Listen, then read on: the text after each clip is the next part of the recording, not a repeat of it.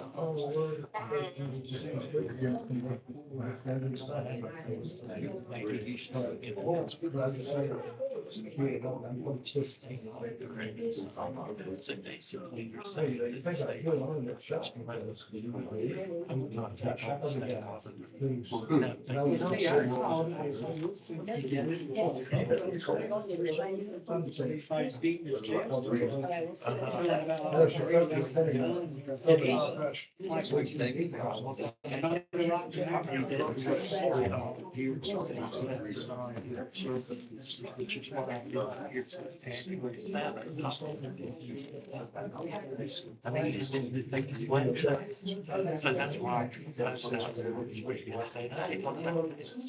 remember I was talking about it and I was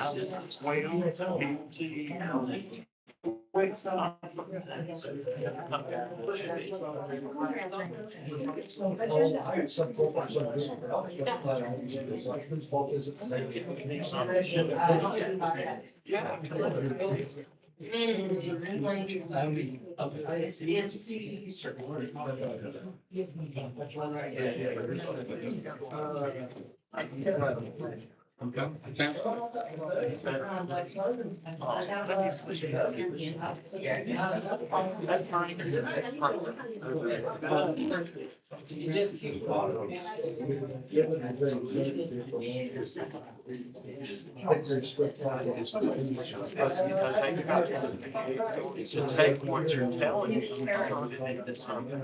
And that's something we can't control. They got to. If they, if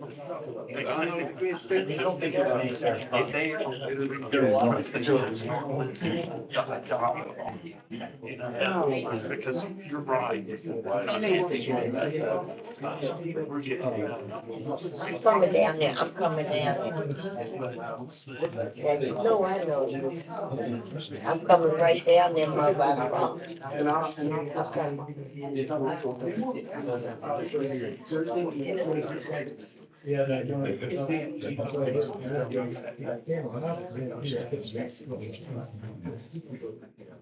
I did back when small.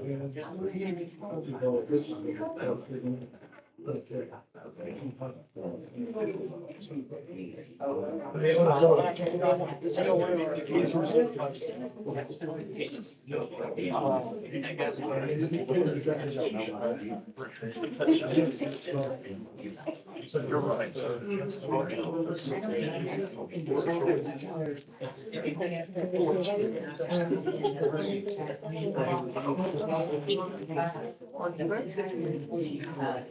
Good evening.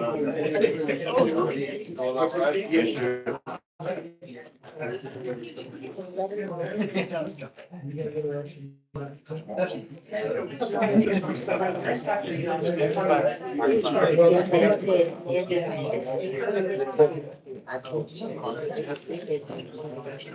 don't know what they doing. You have to think on that, yes. Right. And then you have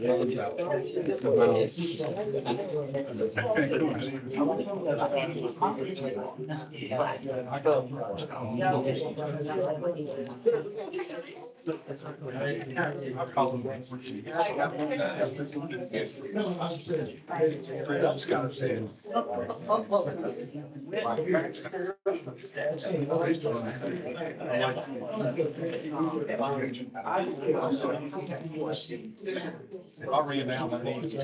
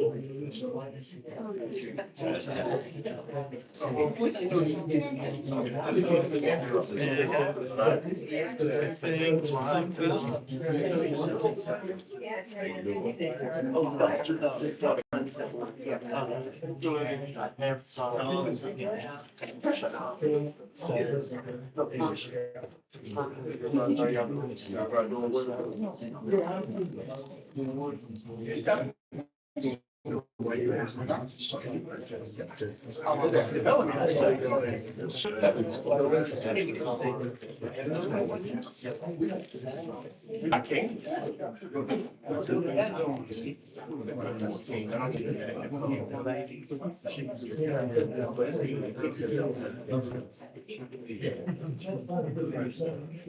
Then we give them something we call.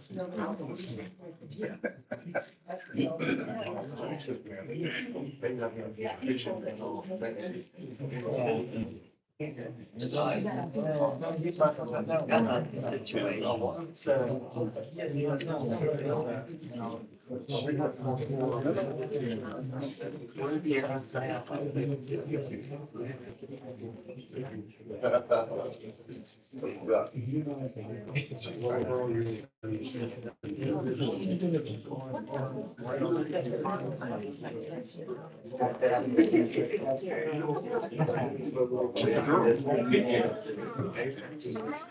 Yeah.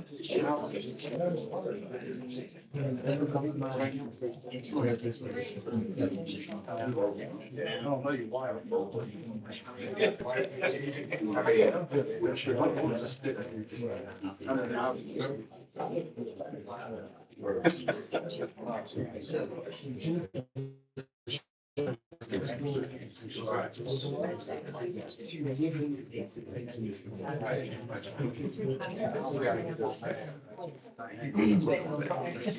Let's go find us. That's what happened. But now, they're good buddies. She'll be 26.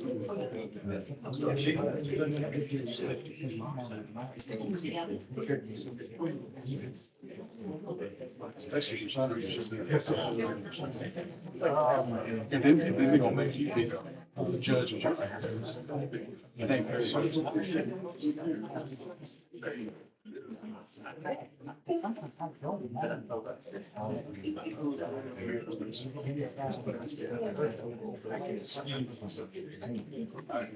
know when you go in, Brent. I know you're excited. I didn't smart.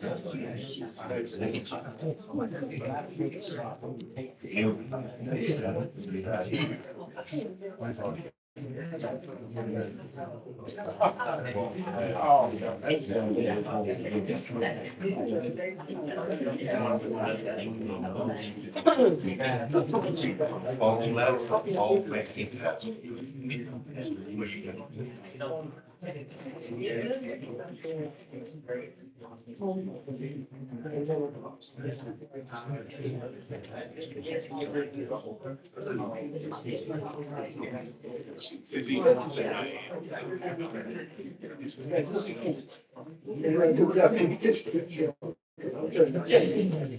Hey, I know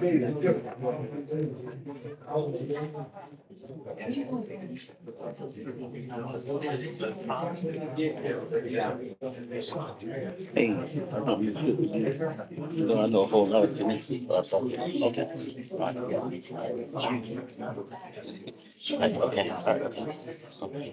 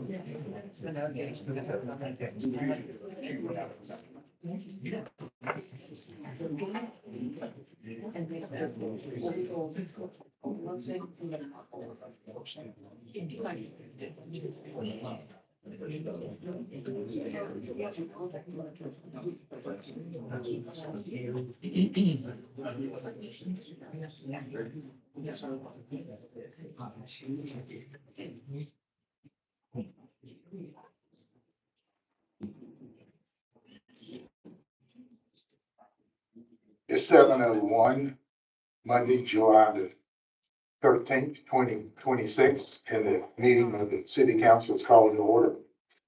First, we would like to please stand and take a moment of silent prayer.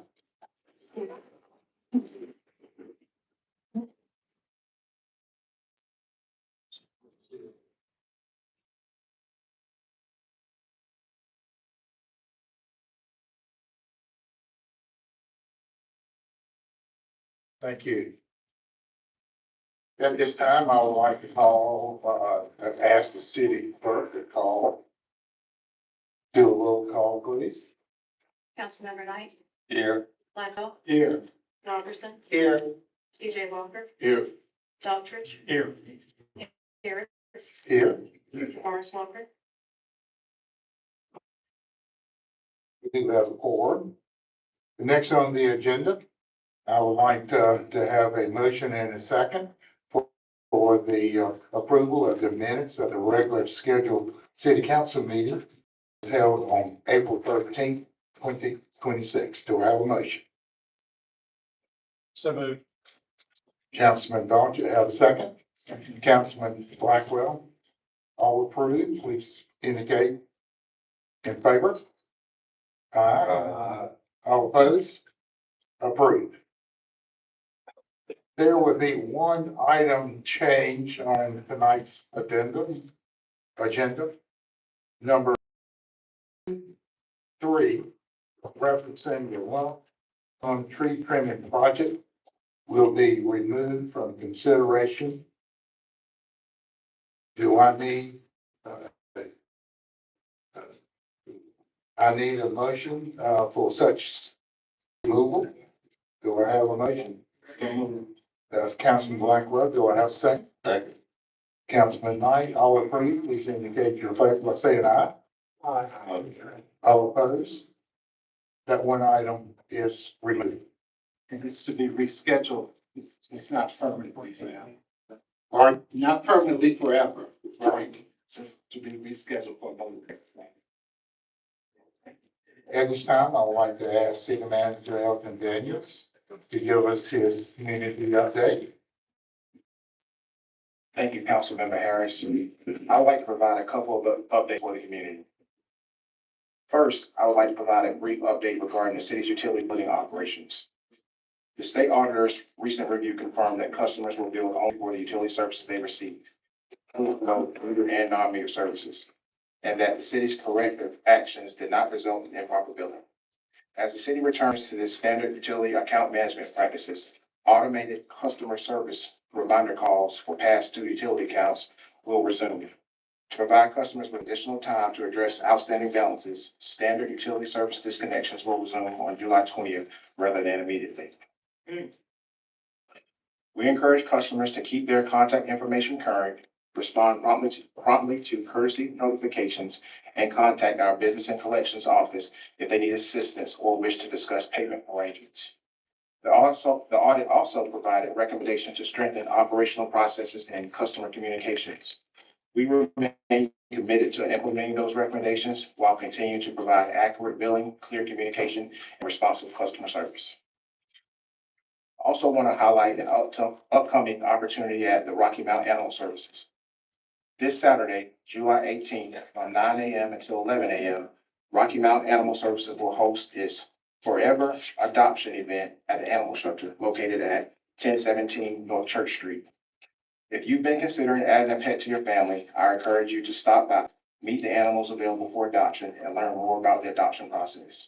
I also want to recognize the dedicated animal service staff and volunteers who work each day to care for these animals and help them connect with safe, loving homes. Thank you. Thank you, Manager Daniels. At this time, we're at the public comments section of our agenda. Let me read this as following, and I ask that y'all listen very intently. The public petitions portion of the city council meeting is an opportunity for public comment. Citizens, this is an opportunity to express views and concerns about the city of Rocky Mount to the council. However, in most cases, council members will not respond to public comments, but may refer a matter to the city manager or staff to follow up. Time will be monitored in order to give everyone an opportunity to speak, and speakers will have 3 minutes. Please be aware that the sheet must be presented to the security officer prior to the opening of the city council meeting. If there is an organized group that wants to speak on a very common issue, we ask that you please designate one person to present the group's comments. If your comments are in regard to an item that is subject to a public hearing, please wait until that item is introduced to speak. Time will also be monitored. If your comments are in regard to an evidentiary hearing, additional time may be granted. The city council requests that you please adhere to the following guidelines. 1, complete a sign-in sheet. 2, address the comments to the council as a whole and not to individual council members or city staff. Speak from the podium in a civil, non-argumentative, and respectful manner. 4, personal attacks which have the potential to disrupt the meeting will not be tolerated, and you will be asked to sit down or be removed from the meeting. And we ask again, please keep your comments to 3 minutes. At this time, I would like to call Camilla Dancy to the podium.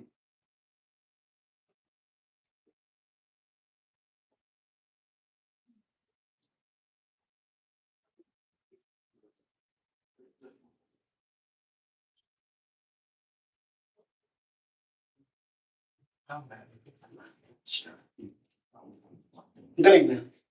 Thank you, Rocky Mount City Government for continuing to move Rocky Mount forward in spite of the distractions, half-truths, and majority of the times just lies.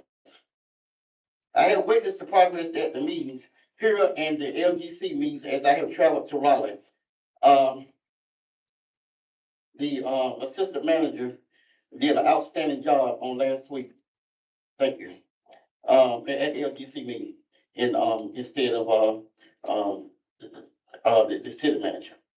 My mission has been and will continue to be to counteract the noise.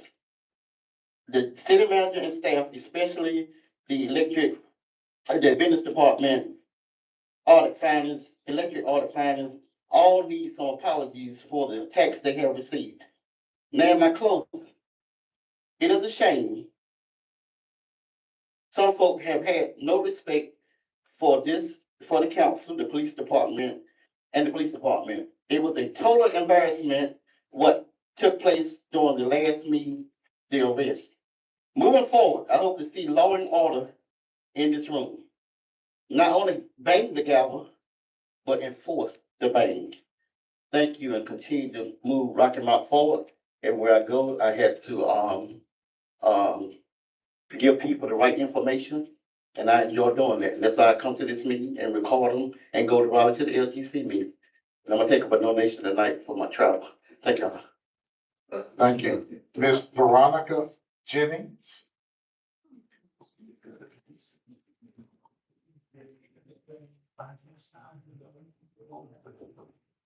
Good evening, council. I'm here, because of the state auditor's report. I think the conclusions have been discussed publicly, a bit. I'm here because this auditor's report highlights serious deficiencies in our utility billing and collection department. And it made several recommendations, some of which the city says it has already started to work on. But I'd like to ask this city council and this city manager's office to try a new way to communicate and engage city residents. The state auditors has twice criticized this city for poor communications with its residents, which continues to foster mistrust and frustration. So here's my question. I would like the city council to consider scheduling a committee of the whole meeting in the next few weeks to get a full report from all parties about where we stand on the recommendations that were in this report. In particular, the status of the new phone upgrades, the improved technology, because we are way behind using Excel spreadsheets. Timelines on cost. We need to change what we are doing. This is a systematic failure in this department. The one thing I'd also like to know more about in that meeting is this enhanced billing that is being proposed. There's a new bill, a new design. And one thing this new design does not include is itemized billing.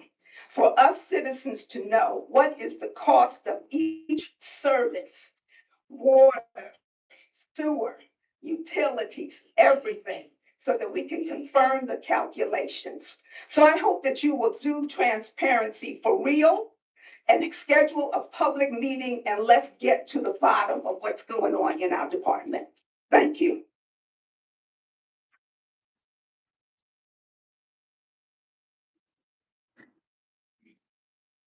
Christopher Lee Cooper?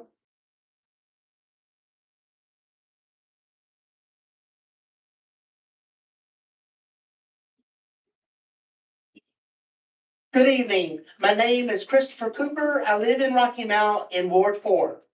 On today's day in July, which is July 13th, 2 years ago in 2024, Corey Comparatore was fatally shot at Pennsylvania Rally while shielding his wife and daughters from a bullet that was intended for Donald Trump. Almost 14 months later, on September 10th, 2025, Charlie Kirk was fatally shot at a Utah university while debating with some of those who were attending the event. Let us take a moment of silence. Mr. Cooper? I'm getting ready to switch over. Well, please center your remaining remarks to the Okay. city financial issues. I am. I'm sorry. Thank you. Please proceed. Okay, consider that line tabled. Anyway, switching over to the city. I had a line about that it was related to their security issues, and then I was going to switch over to, like the security detail at those events, our city leadership has failed to do their job by protecting the public purse. Due to severe financial mismanagement, $80 to $100 million has been wasted, and our city leadership were unable, or more accurately, unwilling to find a way to be able to celebrate on this, to the 250th year since our country was founded. This mismanagement has also exposed Rocky Mount to 2 federal discrimination lawsuits that we cannot afford. Those are public record, by the way. Meanwhile, residents like myself are already dealing with a 30% increase in utility bills, with upcoming increases to property taxes and vehicle fees. Yet state auditors Beth Wood and Dave Bullock revealed that nearly half of the city council members had issues with their own utility bills. This systemic dysfunction is exactly why the local government commission stepped in on April the 1st, asking if our leadership could simply get along. A test that they failed within 45 days. Our leadership's continuous dysfunction is deeply concerning. My time is up, but our city's problems remain. Thank you for your consideration.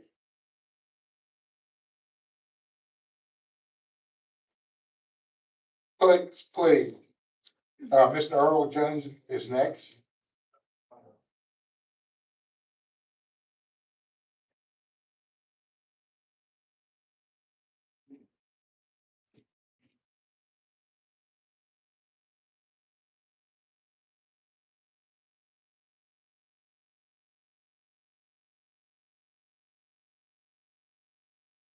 Good evening. Good evening to all present this evening. I'm Earl Jones and I reside in Ward 6. Tonight, I would like to voice my concern with respect to the recent completed utility audit. I'm specifically addressing the document submitted by Dave Bullock, a state auditor. Mr. Bullock's document was submitted on letterhead from the North Carolina Office of the State Auditor. And here's my concern, quoting verbatim from that document. It references, and I quote, a 2020 finding by the State Auditor's Office, which noted that previous city managers and a former finance director prevented disconnection for non-payment for a city council member, then cites his name, which I won't repeat because I want to obey your rules. But it cites his name specifically and wrote off $47,704 in utility bills the council member owed. The document further states, and I quote again verbatim, the audit points to an immediate need for those charged with fiscal leadership of the city of Rocky Mount to set an example for responsible financial management, especially as the city navigates an ongoing financial crisis, fiscal crisis, excuse me. The audit is signed as respectfully submitted, David Bullock, State Auditor. Given all this, allow me to offer my assistance to the councilman Mr. Bullock is addressing in this document by reading between the lines for that councilman. Our state auditor is requesting that you immediately remit the $47,704 to the city of Rocky Mount for payment in full of the utility bill write-off that personally benefited your financial standing at the expense of the rate-paying customers you took an oath to serve all of these people. That's right. You took it from them. They paid your bill. Bless you. Bless you. Bless you. No, bless you. God bless Okay, you. Sir, my time. your time is up, Mr. That's Jones. who paid your bill. And you warrant no special privilege. Mr. Jones, And your you time is need up. to pay your own bill once and for all by certified check. Now just tell them to sit down. Certified check. That's how you do it. Don't go to. That's how you do it. The city of Rocky Mount citizens don't deserve your bill. Before we proceed, I want to just make sure, and I cannot read this person's last name, Tom. Wait a minute, what's your name? Tom Vesh, That's, I would like, you're going to be speaking on a rezoning yes, matter, sir, and that is later on in tonight's discussion. yes, sir, So you will have an opportunity at that time. I just want to make sure. I'm here.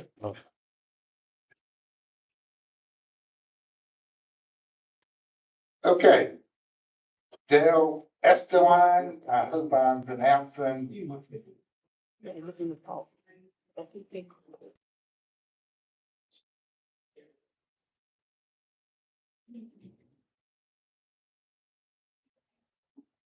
How you doing, Council? I'm just here to just let you know, I was born and raised in Rocky Mount, so I've seen this circus forever.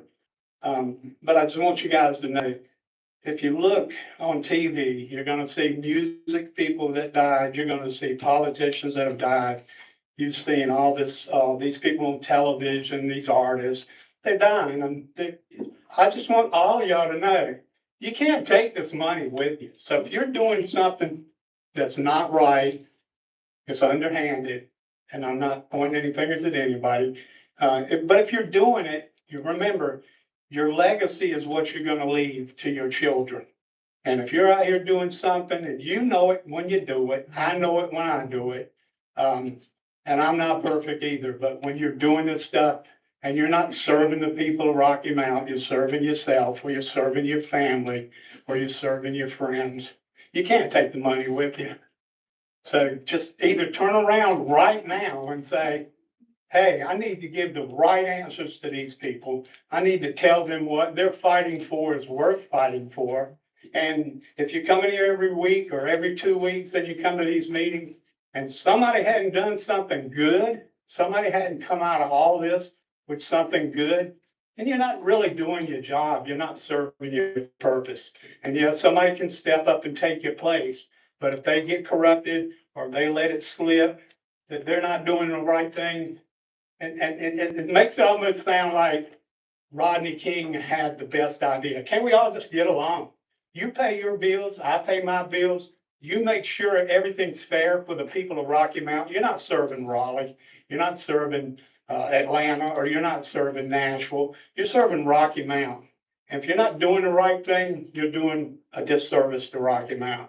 So that's all I can ask you. And you probably either get rich here and move on, or you'll stay in the same place that somebody's elected you for 20 years. You know, if you guys aren't seeing it, these people, if you're not seeing improvement in Rocky Mount other than an occasional pothole getting filled, Rocky Mount's not doing right. You know, you got that event center, find something that's gonna bring people to Rocky Mount, like a racquetball tournament or pickleball. That came and went, and you guys didn't even see it. You know, we could have been an international hub for racquetball on the East Coast, but no, let Myrtle Beach get it. That's not you fighting for Rocky Mount. That's you fighting for yourself. Have somebody's greasing your palm, and then we move on. But all I can say is God bless you and God help us all. But God ain't gonna solve every problem we got. You can go to him with the request, but he don't listen to everything you say and respond to it. He'll listen, but he don't respond to everything you say, because some things don't warrant an answer. Thank you, Mr. Thank you. Excuse me, Mr. Esteline. Yes. Next is Bruce Jackson.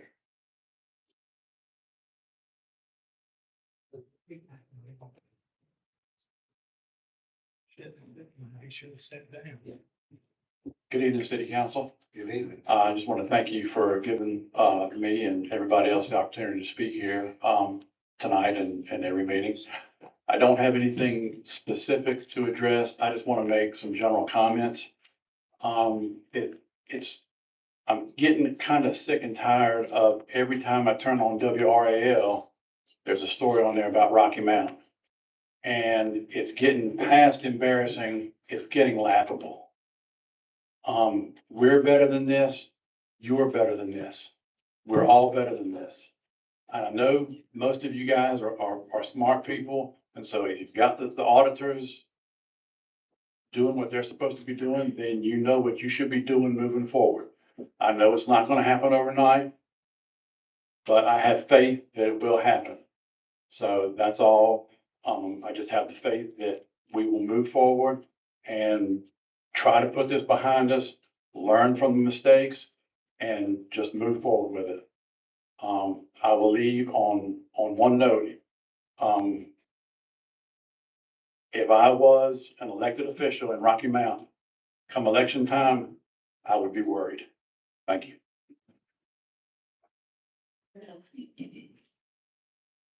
Neil Nelson?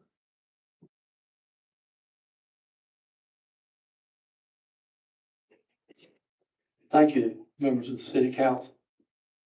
I'm Neil Nelson. Our family owns Davenport Auto Park, started by my grandfather here in 1929. We've been an avid supporter of this community for close to a century. Needless to say, we have a vested interest here. And it appalls and disgusts me to pick up the local newspaper and read about the embarrassing drama that continues to unfold around our city council and consequently our community as a whole. We've become the laughing stock of the state. You gentlemen are supposed to be our leaders. We, the citizens of this community, expect you to set an example. Yet we read the state treasurer discovers that not one, but now 3 of you have refused to pay your utility bills when our city is struggling financially. What kind of example does that set for our citizens, many of whom struggle themselves, but still continue to pay their bills? You think we have a financial problem now? What if they had followed your example? Yes, 2 of you paid your balances once the findings of the audit were released, but I doubt there's a single citizen who believes that would have ever happened if it hadn't been for the audit. After all, another one of your council members got away with $47,000 in unpaid utility bills. Why shouldn't you? And that leads to my point. Not addressing a blatant disregard of the public's trust by a fellow council member sets a precedent, and that precedent becomes a cancer which spreads. According to the Rocky Mountain Telegram, Mayor Robertson City believes city residents deserve transparency, accountability, and confidence that the government is operating responsibly and in their best interest. He said, that's the standard I will continue to advocate for, and that is the standard the people of Rocky Mountain deserve. It is time to build back the trust that will allow Rocky Mountain to thrive and truly become the city on the rise.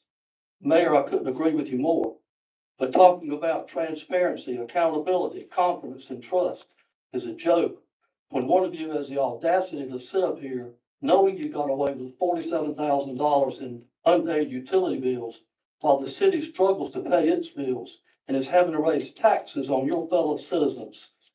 The only way to restore trust in this council and the leadership would be for that councilman to step up and agree to pay the $47,000 he took from the citizens of this community. But it's been apparent all along that he's just not going to do that. And if the rest of you just continue to sit back and never say a word, that makes you complicit and just as responsible. What can we do, you say? I'll tell you what you can do.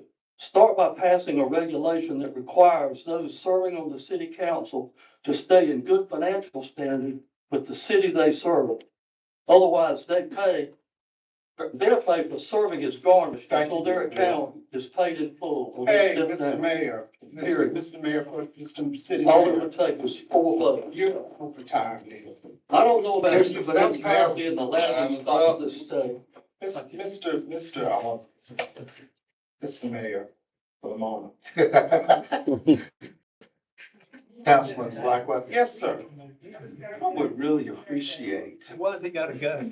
I would really appreciate Why's he gotta go when he can sit down? Is this people, are they, do you have control of this room? Do you have control? Please, we. I guess anybody can write rules and do what they want to do. So the question that I have, sir, maybe I should ask the manager this to prepare. Perhaps there is some conflict of understanding about a write-off process.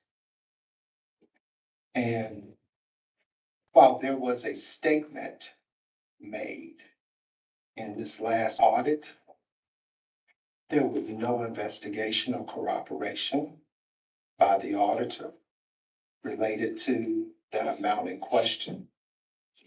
And if it was so clear about the process of writing off and the legality of it, I think that's what everybody's. It just was not a write-off for an amount of money. There was a $3 million write-off that year. Lots of people in this city had debt that was written off because it was uncollectible, which means it wasn't proven that it was owed. And no, you may not talk, ma'am. This is my time. And I'm talking to my counsel and the public. So I'm asking at the next council meeting that there is a description of the process of write-offs. How it's calculated, what's done. It's a legal matter. And there is a difference between debt that is written off and debt that was just unpaid. There is a difference. And maybe we need some education ourselves before we start talking and accusing and singing songs because you cannot get the people that you want in seats. That's the real issue. It's the issue of control. May I request a point of order? The next on the agenda to publicly speak, Mayor Derry.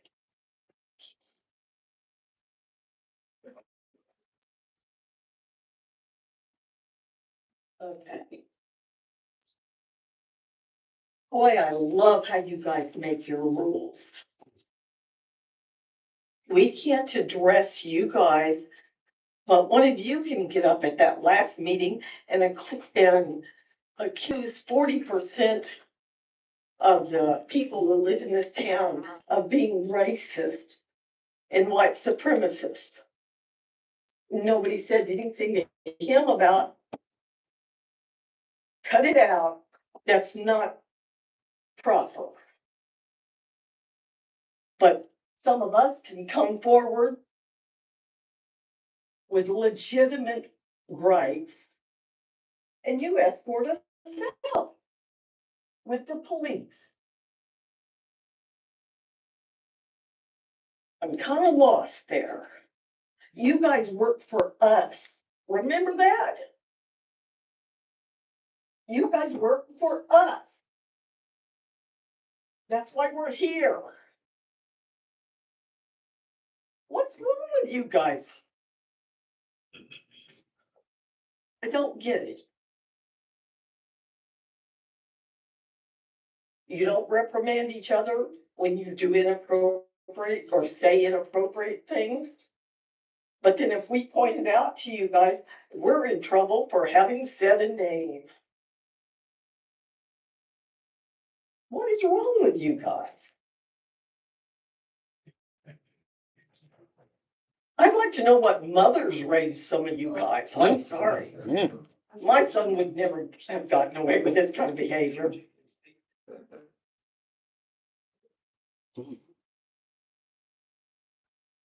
I don't think it's an unreasonable thing to ask. And as far as the bills go, I'm sorry, They can say that all the things were in order. But when you get billed 2 months in a row for twice for non-metered things, you've been overbilled.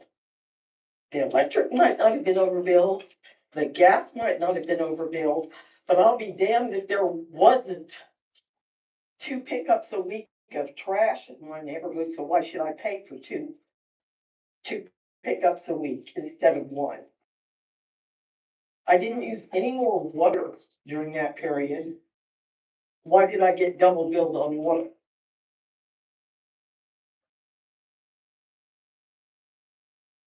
I think those are reasonable questions, and a lot of us have them. Thank you. Ms. Fair.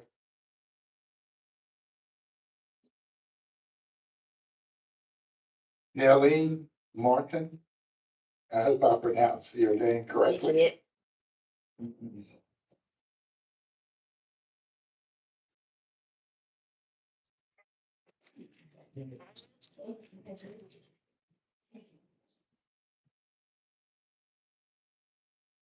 I'd like to say good afternoon to City Council. My name is Nellie Martin and I live in Ward 7. And I just came to say to each and every last one of y'all, there has been so much controversy. But for me, I'm gonna always say thank y'all. Because no matter what, it's a job that's hard to do. You know, and for me, even though we have a lot of controversy going on, I'm not that concerned because I'm going to do my part, whatever it is and whatever it takes. Because I came to the city and this was a wonderful city to live in. And for me, it still is.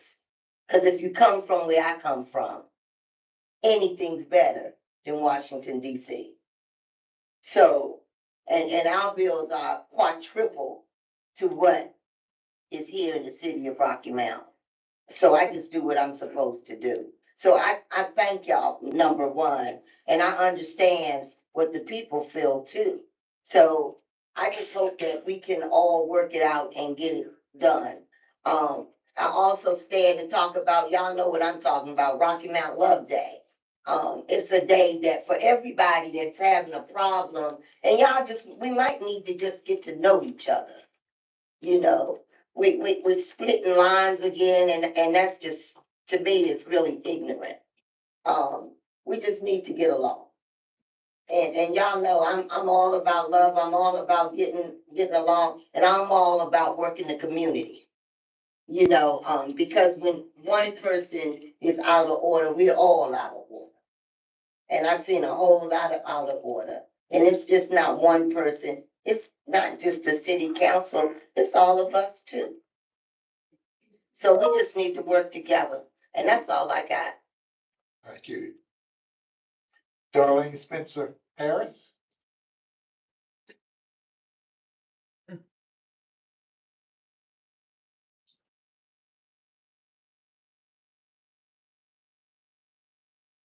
Good evening.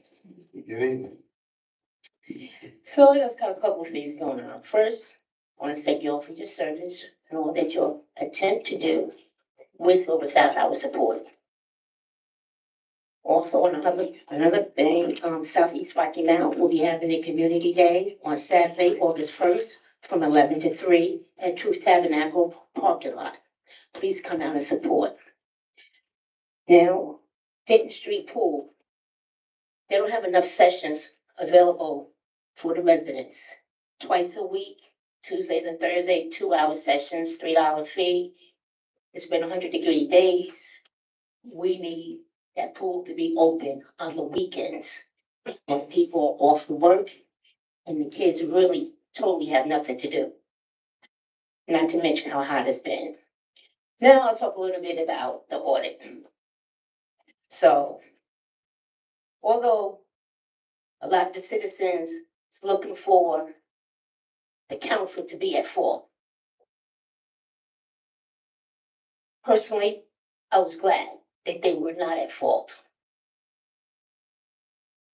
Citizens have made statements saying, had there not been that audit report, that the two councilmen that owe their bills were never paid, assuming, we all know what assume does.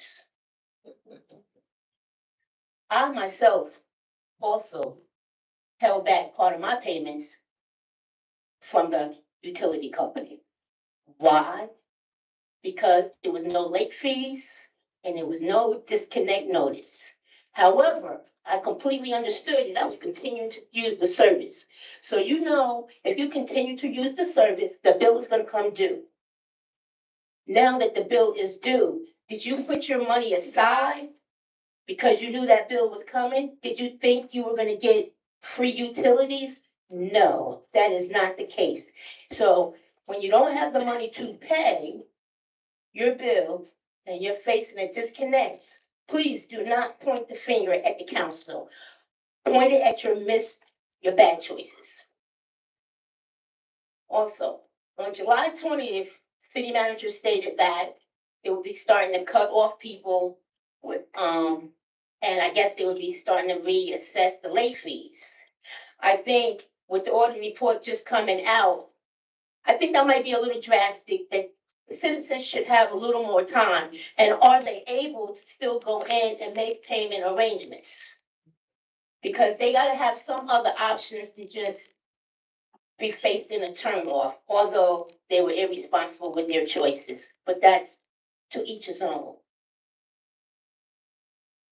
And I wanna piggyback on, is my time, Thank you. Yes, my time ma'am. up? Yeah. That was fast. Thank you. Manager Daniels? Two things. I think her name was Ms. Spencer. The pool is actually open on the weekends. It's open on, both Tuesday and Saturday. The only days that we're closed are Sunday and Monday. And also in my community update, I stated that that residents are allowed to make payment arrangements with the business and collections, services.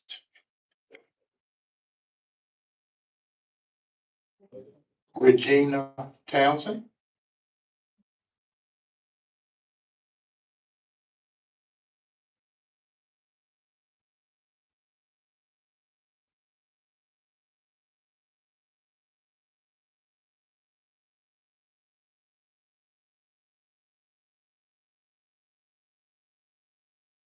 Good afternoon.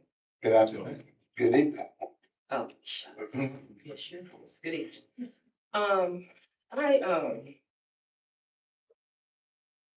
I rose to say something. On the day that the audit came out, I'm not 15, I'm always saying. On the day that the audit came out, it was a constituent that's affiliated, that called himself, speaking for Rocky Mount. Text me. I've been here asking for a consideration because I'm on fixed income. I used to get sick when I got cancer twice. I didn't ask for that. I wish I could continue to work. I worked in the healthcare field since 1981. But one of your speaking for Rocky Mount that don't live in Rocky Mount asked me, was my eye in the dark? Are you in the dark? I said, let me tell you something. This ain't no joking matter. Playing with people's future. Houses. It's not funny. And I told him I'd see him at the city council meeting. He said, likewise. And I feel that a muzzle needs to be put on a resident that's not in the city council, not a citizen of Rocky Mount, to have the audacity to ask me, am I in the dark? Yes, he did. And I'm appalled with him. And I bring him, since he speaks so highly of us, not Edgecombe County Pine Top, I asked him, I told him, I'll see you at the city council meeting. I am appalled for him to even argue with the citizens of Rocky Mount. He don't gain nothing. He don't receive anything, I guess not. Wow. Is he a ploy? Is he been put there to rattle the cage? What is it? What is it? It's not a joke, and it's not funny to play with somebody's house. That's all I know. Thank you. Frankie Black. She come on my page and I respond to her. One got issues. I'm gonna go on her page.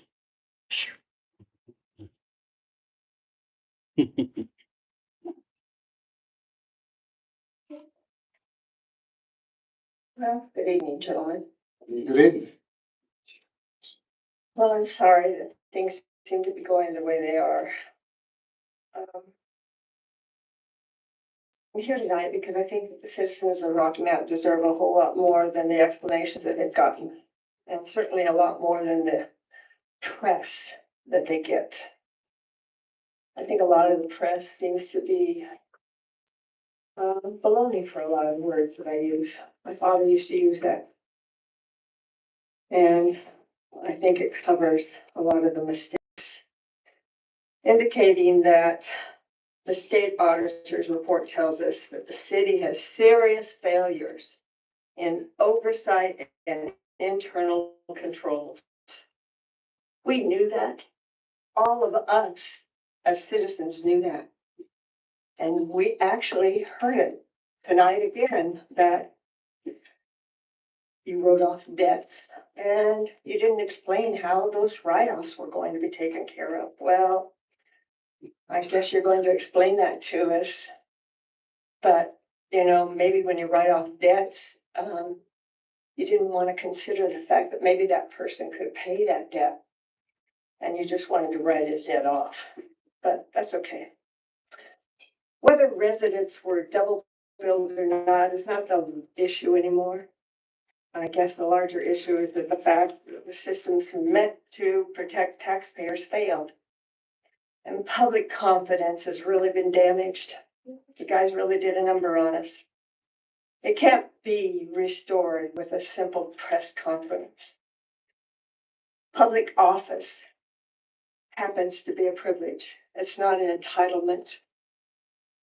Every elected official should be held to the same standards as every single citizen. Pay your bills. Pay every single bill. Don't expect a citizen to pay their bills and you don't do it. Pay them on time. We're tired of being the mistakes. We're tired of hearing the fact that you're going to raise the taxes to pay for your mistakes.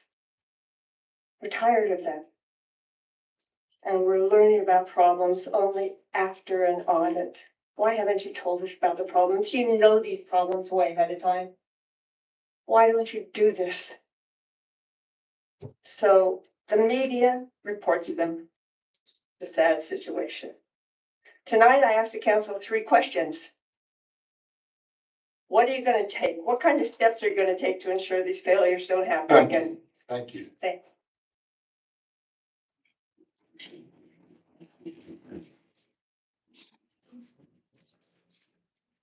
Darnell Peoples.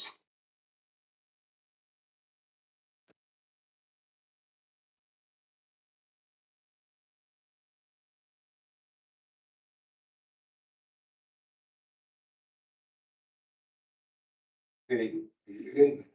I'm here to talk about a residence that I am, how can I say it? Renting from the city. Okay, it's 308 Tower Street. Okay, and I have been going back and forth with one of the guys from the city. And he's supposed to be getting back with me about, we supposed to be coming to an agreement. The lot over there, 318, no, 318, and that big lot over there decided that I was cutting it. And we supposed to got together on that right there, but he came back to me one time and said, I don't know who was contracted. Okay, but the first time he did, now he don't. Okay, so my thing is he gonna get back with me on that? so we can go get with our agreement? Or what? I mean, I want to know what's going on with it. And because I did what I was supposed to do. He told me to get insurance, I did that. So I'm just waiting on him to do his part. And that's all I need to know. Thank you. Excuse me, Mr. Harris. Yes. Thank you. Mr. Peoples. Did you say the address was 308 Tarboro Street? Yeah. And did you give your number or your information to anyone? Can you do that so that we can follow up on that? Or does somebody already know what you're talking about? So, well, I'll put notes. Yes, And, sir. we have his contact information on the sheet. So Okay. Thank you. The manager, Mr. People speaking in reference to the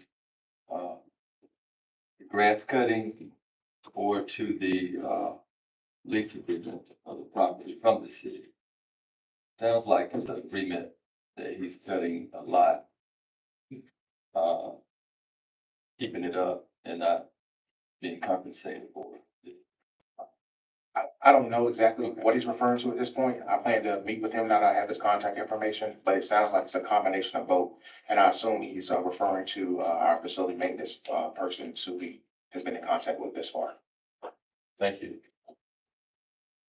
That concludes the public section of our agenda. We will now go to item number 8, the consent agenda.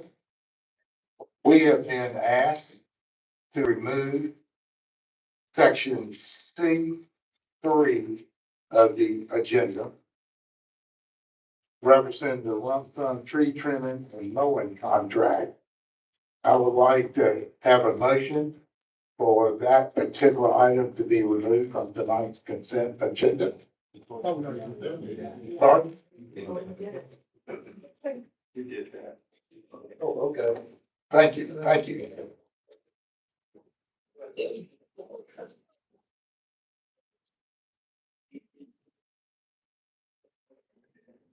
Regarding the consent agenda, I would like to ask for a motion to approve, inclusive of the approved tax releases, the approval request to solicit for bids, award bids as recommended, authorize the purchasing manager to issue purchase orders, and execute bid documents for items 1 and 2 in accordance with council's award, and authorize the mayor and city council to execute the bid contract on behalf of item 4. May I have a motion for such approval, please?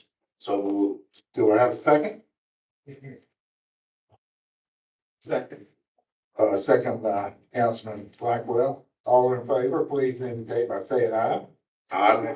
All opposed? The agenda is approved. I would like to turn the next 2 agenda items over to Councilman Lige Daltrich. Okay, thank you, sir. Items 9 and 10 on the agenda are a quasi judicial hearing that we have, and I'll give you the explanation that encompass both of those. Before I open the first hearing we have on tonight's agenda, I will give a brief explanation of quasi judicial hearings. Quasi judicial hearings are evidentiary hearings. That means they are like court hearings and will be recorded. State law sets specific procedures and rules concerning how this council must make its decisions. These rules are different from other types of land use decisions like rezoning cases. Council's discretion is limited, and it must be based its decision upon confident material and substantial evidence presented during the hearing. If you will be speaking as a witness, please focus on facts in the Land Development Code provisions, not personal preference or opinion. Participation in quasi-judicial evidentiary hearings is limited. This meeting is open to the public and everyone is welcome to attend.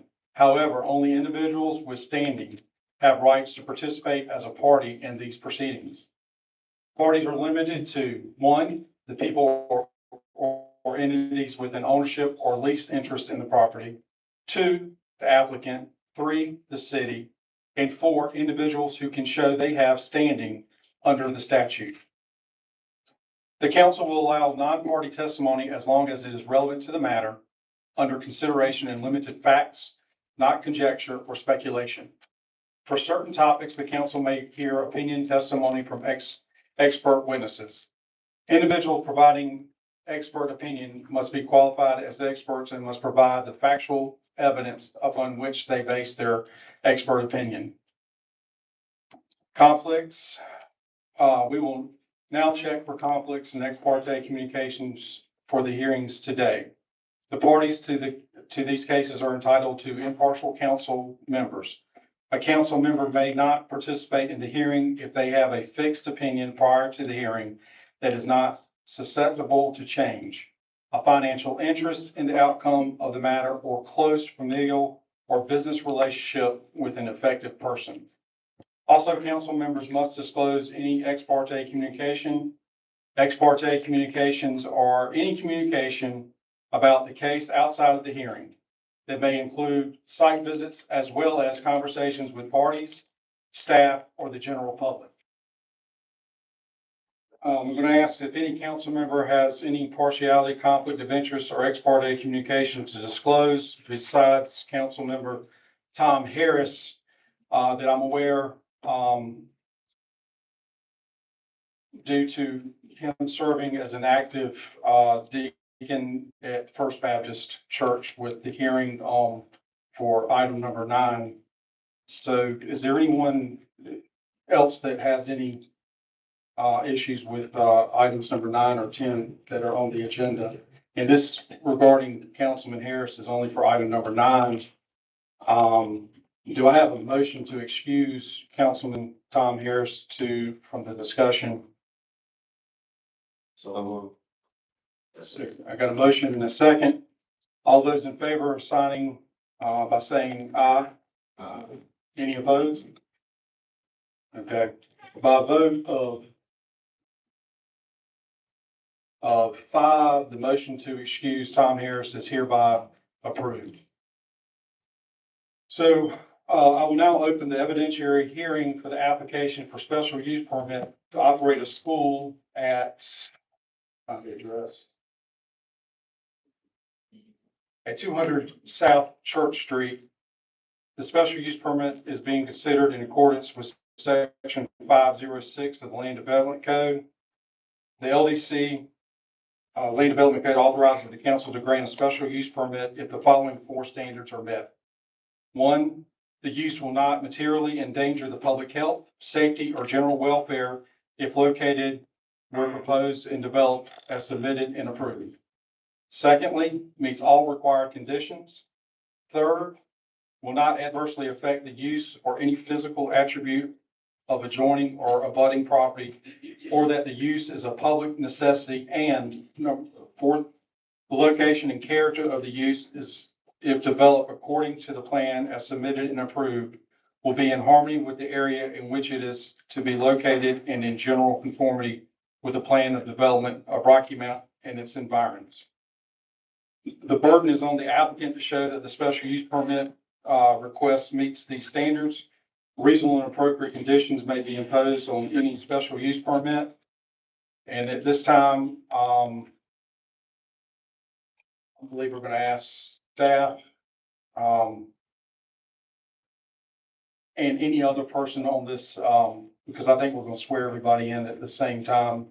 Anybody that wants to speak regarding number 9, the quasi judicial public hearing relative to the application for special use permit by Heritage Academy of North Carolina, DBA Kano School at First Baptist Church. If you plan to speak, please come forward so I can swear you in at this time. Or if any member of the public that meets that criteria. Do we need to divide? You want to do on that? You can also affirm.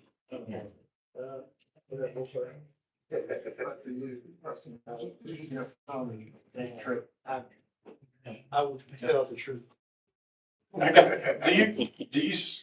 Gentlemen, do you solemnly swear to affirm that the evidence you shall give to this council shall be the truth, the whole truth, and nothing but the truth, so help you God? Yes, sir. Okay. All right, I'm gonna turn it over to staff right now, and then, sir, could you state your name? I'm sorry, I didn't get your name. I apologize. My name is David Weist with Heritage Leadership Academy. Weist? Weist. Could you spell that last name, please? WIEST. All right, I had it, but it wasn't positive.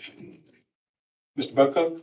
Yes, good evening. Appreciate that thorough overview of the process. It'll make my job a lot easier tonight.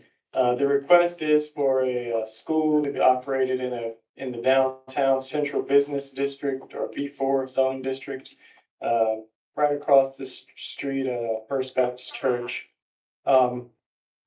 It is a, privately owned religious institution sitting on about a little more than 4 acres here in the downtown of Rocky Mount.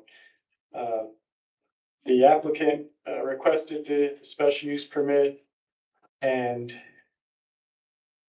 the proposed school will occupy the existing 3-story, 53,800 square foot ancillary building and contain approximately 20 classrooms, offices, and an athletic court.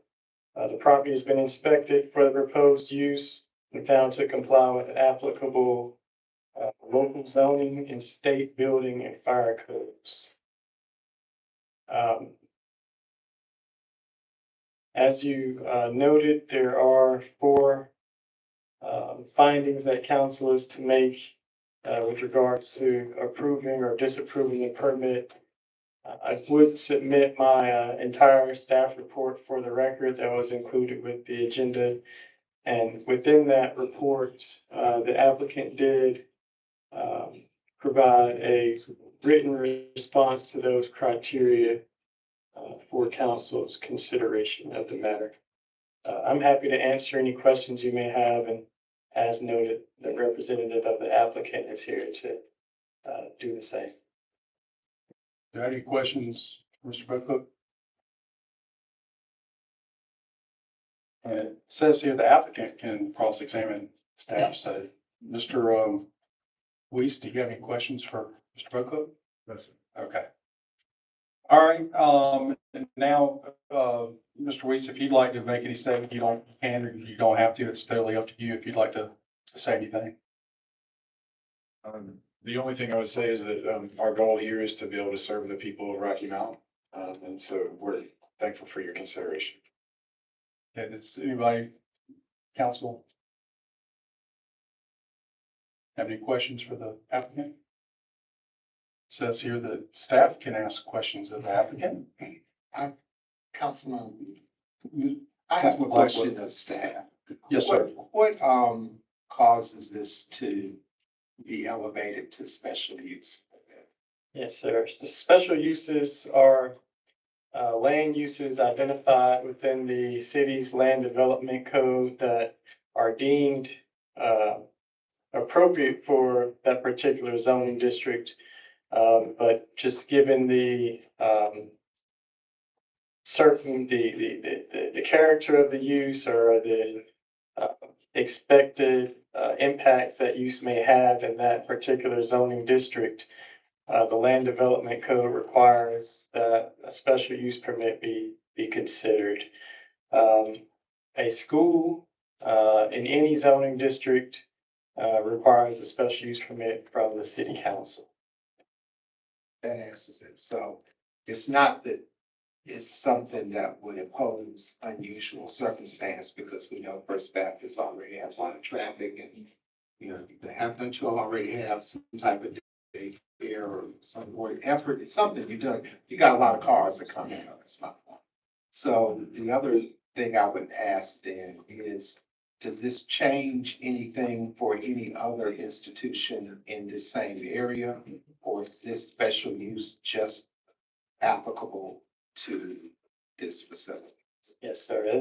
This special use permit will apply only to the property at 200 South Church Street, First Baptist Church.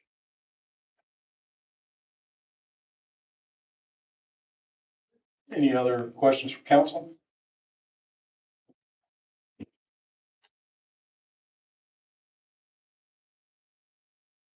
Okay, I'm gonna, any closing statements from staff or the applicant this time? If there's no more questions from.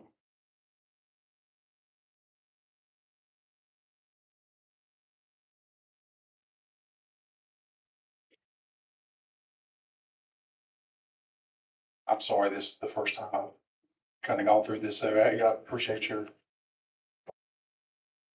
I couldn't read the whole thing, but I don't think you want to hear me read it.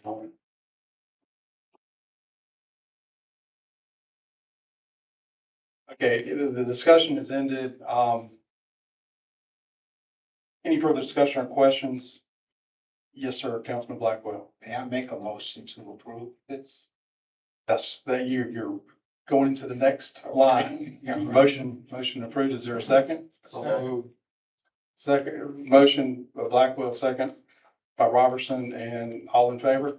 Aye. Any opposed? Okay. All right. Comment. Okay. I just want to say, I support this, of course, because we just voted. I do want to say that in the late nineties, early 2000s, that Mount Zion Christian Academy is a private religious school located in the downtown Rocky Mount, was the forerunner of asking that their campus would incorporate a school. And I'm glad to see that this council has voted to approve that. Because during that time, I think that Mr. Pastor Garland Jones had to go to court and had several meetings here in Rocky Mount. So we have grown in that area. So I do want to say that the fight that he had, we no longer have to have that fight because we see the importance of having schools in Rocky Mount, in churches, or in different organizations. So I do want to just preference that to us, that at one point it was a struggle, but now it's not a struggle, and glad to see that it was approved tonight. Okay, we're going to move on to item 10, which is another quasi judicial hearing. This one, I'll now open the evidentiary hearing for the application for special use permit to operate a school at 3718 Savannah Way. The special use permit is being considered in accordance with section 506 of the Land Development Code for the 4 reasons previously stated. Mr. Attorney, do I need to state those again? You don't, and Mr. Bocook has already been sworn. So if anyone else would like to speak, you can jump to that, but otherwise we can turn it straight to staff. Okay, would the applicant like to be sworn in to speak? No, thank you. Okay. All right, Mr. Bocook, you're up. Thank you again. This request is also for a school. This zoning district is planned density residential, however. Again, as noted, a school in any zoning district in Rocky Mount requires the issuance of the special use permit. The property is located at 3718 Savannah Way.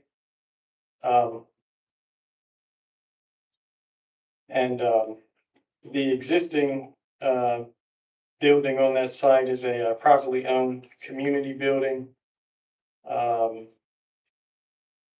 containing almost 11,000 square feet. Site development plans for that building were reviewed for compliance with the city's development standards and approved by the planning board as a clubhouse associated with the Wesleyan Village subdivision back in 2017. The property has been inspected for the proposed use and found to comply with applicable local zoning and state building and fire codes.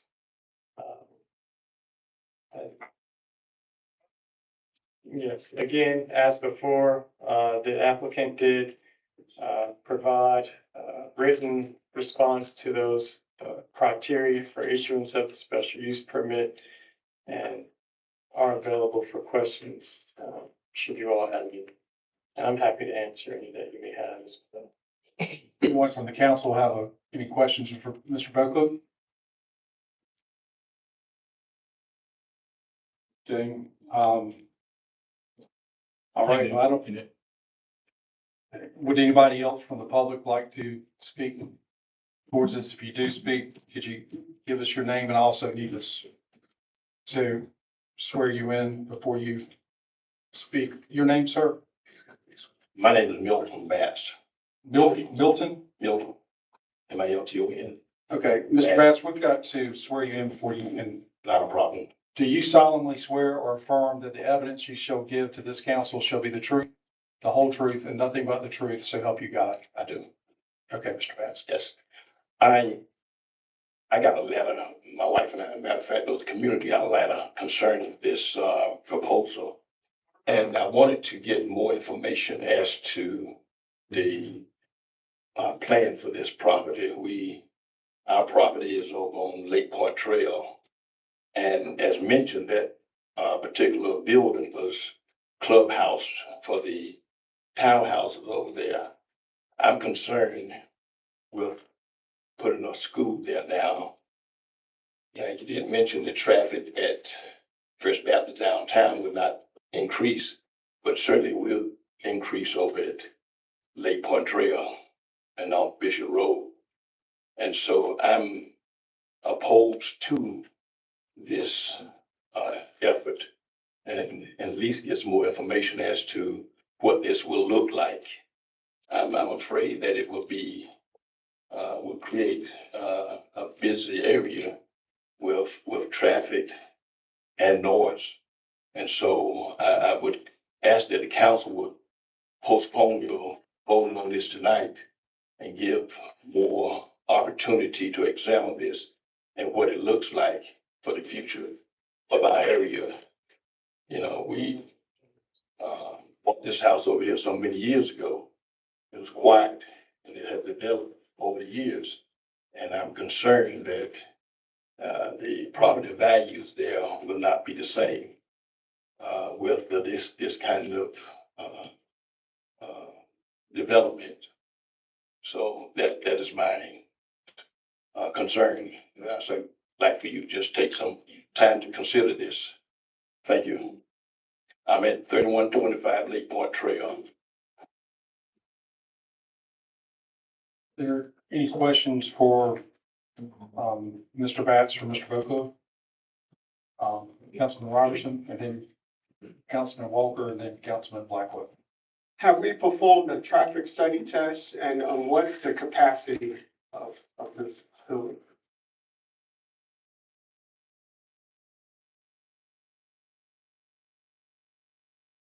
Yes, sir. The city's development review committee, upon receipt of the application for the special use permit, did an assessment.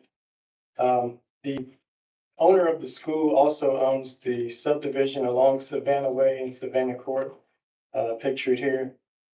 In your report, there was a diagram depicting the existing building, a recreation area, and future parking along Savannah Court.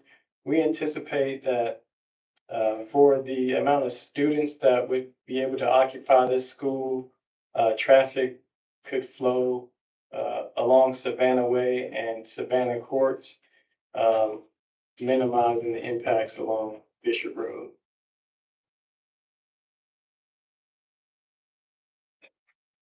Does that answer your questions, Councilman Robertson? What's the square footage of the current building, and what are you anticipating the amount of students? All right, yes, sir. Specifically, the existing building is 10,908 square feet. The property that it sits on is 1.91 acres.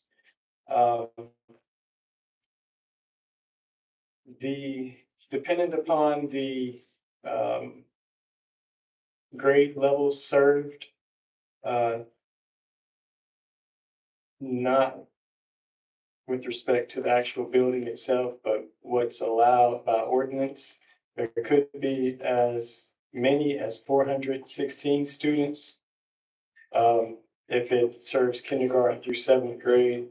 However, if it serves kindergarten through 12th grade, they'd be limited to 208 students. Could you clarify that for that square footage? Yeah, so the land development code for schools.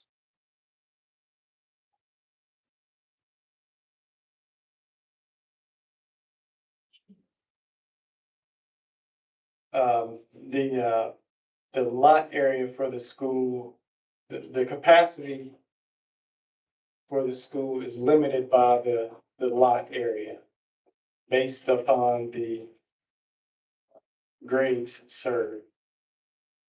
Again, I don't have with me the details on the classrooms, the results of the building inspection. I do know that the building was found to be suitable for what was proposed during their certificate of occupancy inspection. Okay, Councilman Walker. Thank you, Councilman Doddridge. And I do want to, in full transparency, first state that I'm advocate pro school, pro education. I also want to share that, the opposition, is also a relative of mine, so I don't want to seem biased in any of my conversation, but full transparency, I wanted to share that. One of my questions, Councilman Robertson asked about the capacity, of the schools. Also, that the school has a particular niche where students may not necessarily be outdoors, or is there some type of special unique education that will be taught within the school? Or is it a private school that is still teaching traditional? And that may be a question for the applicant itself. If the applicant would like to come forward and I could swear you in, please. Yes. Yeah. If you could state your name, sir. My name is Jerome Ma. Okay, and I'm gonna have to swear you in, find that section, please. Do you solemnly swear to or affirm that the evidence you shall give to this council shall be the truth, the whole truth, and nothing but the truth, so help you God? Yes, I do. Okay. Yes, sir, please. Yes, I think that, I believe that the city's future depends on its young. And those who receive education, not just the local, but also statewide, but also national, international. We want to make sure Rocky Mount to be a surprise place for our young people. The education that we're going to do is for the regular, we will start from seniors. High schools, I think we're going to start from 20 to 30, 40, something like that to grow with. We believe that Rocky Mount needs young people that will be able to not just adapt to the situation here in Rocky Mount, but also in Raleigh, but also in Washington, DC, but also in international environment. While we were trying to open the school, we believe that we will do each and everything that is in accordance to the law. And we want to make sure that we do not disturb the current situation that is regulated by the law. We believe a traffic that is smooth, that is adequate, that is good for the community itself. So that's what we want to bring to this community. I hope this answers your question. Yes, sir. So a 12th grade, you're looking to start with 12th grade year one.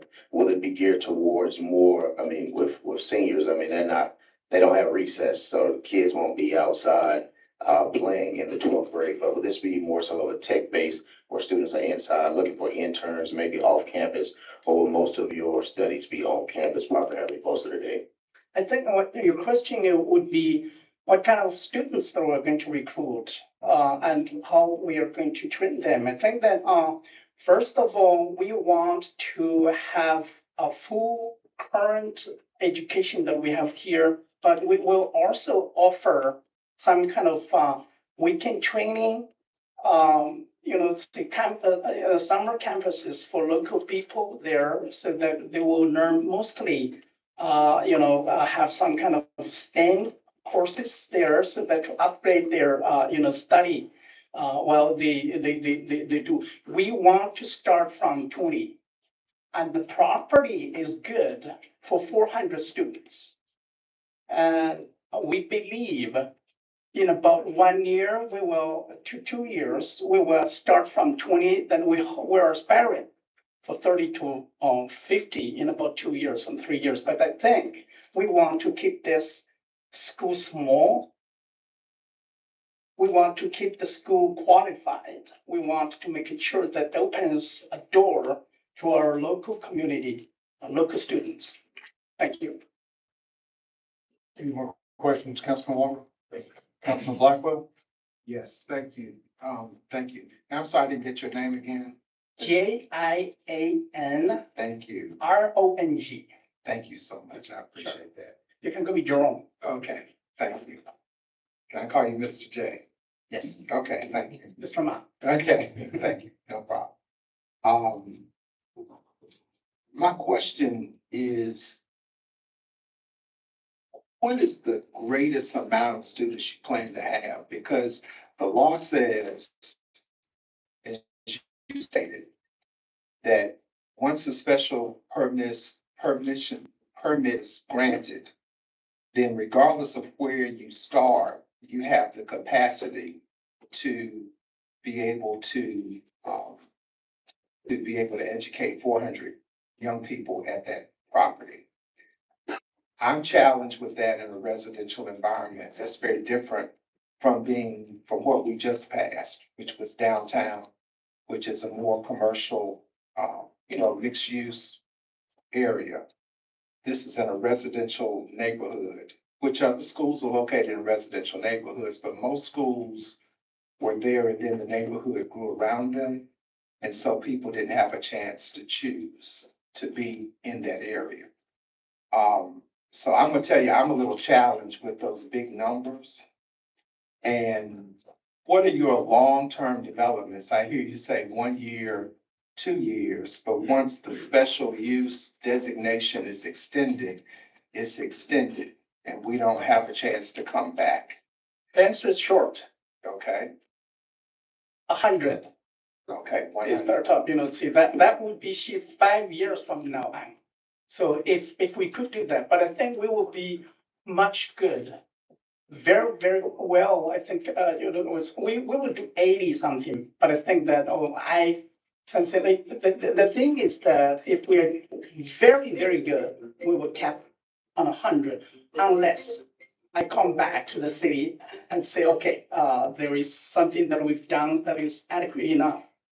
So my question would be, are you amenable to us capping enrollment as a special use? Can we do that? As a special use, requirement to cap enrollment? And then is this the first time your neighbors heard about it at this opportunity? Is the process such that it comes to the planning board first and then comes here? Or is it because of this, it just comes to the city council? Because the other thing that's challenging for me again, it's not the fact that you're a school or whatever it is that you're teaching. It's just that it is embedded within a residential community where people purchased homes thinking that they would be in a residential community. And this does change the community dynamics of the people who made the investments of their lives and their money and their families. Okay, we proposed the school about 3 years ago. And for whatever reason, the permits, the hearing happens today.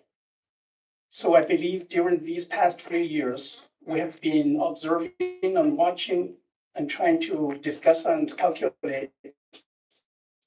We are living by the University of Wesleyan University. And we see that the community there has always been orderly. I believe that our school there is, we will not be a disturbance or something that we will add a supermarket or 1 million people. I don't believe that is the case. I believe that we want to be a quietly developed place educating our young kids.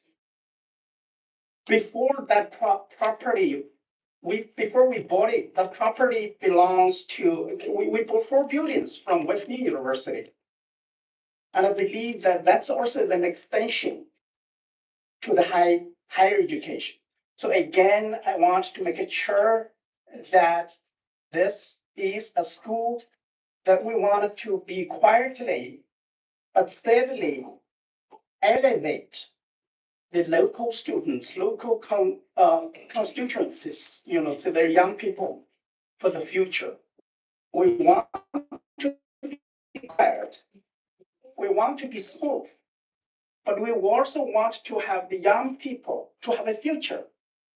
Rocky Mount people need to have a future. Education is one.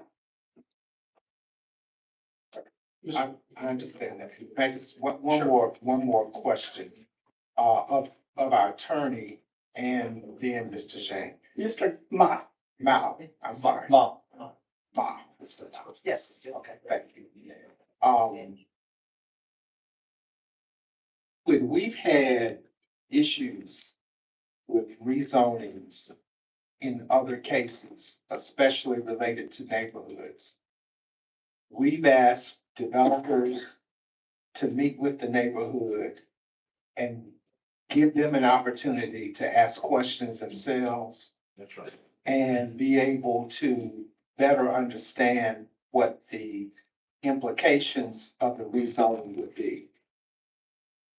And unlike the first applicant, as I spoke earlier about, the disruption for the first rezoning in a commercial district is very different, even though I respect what you're stating.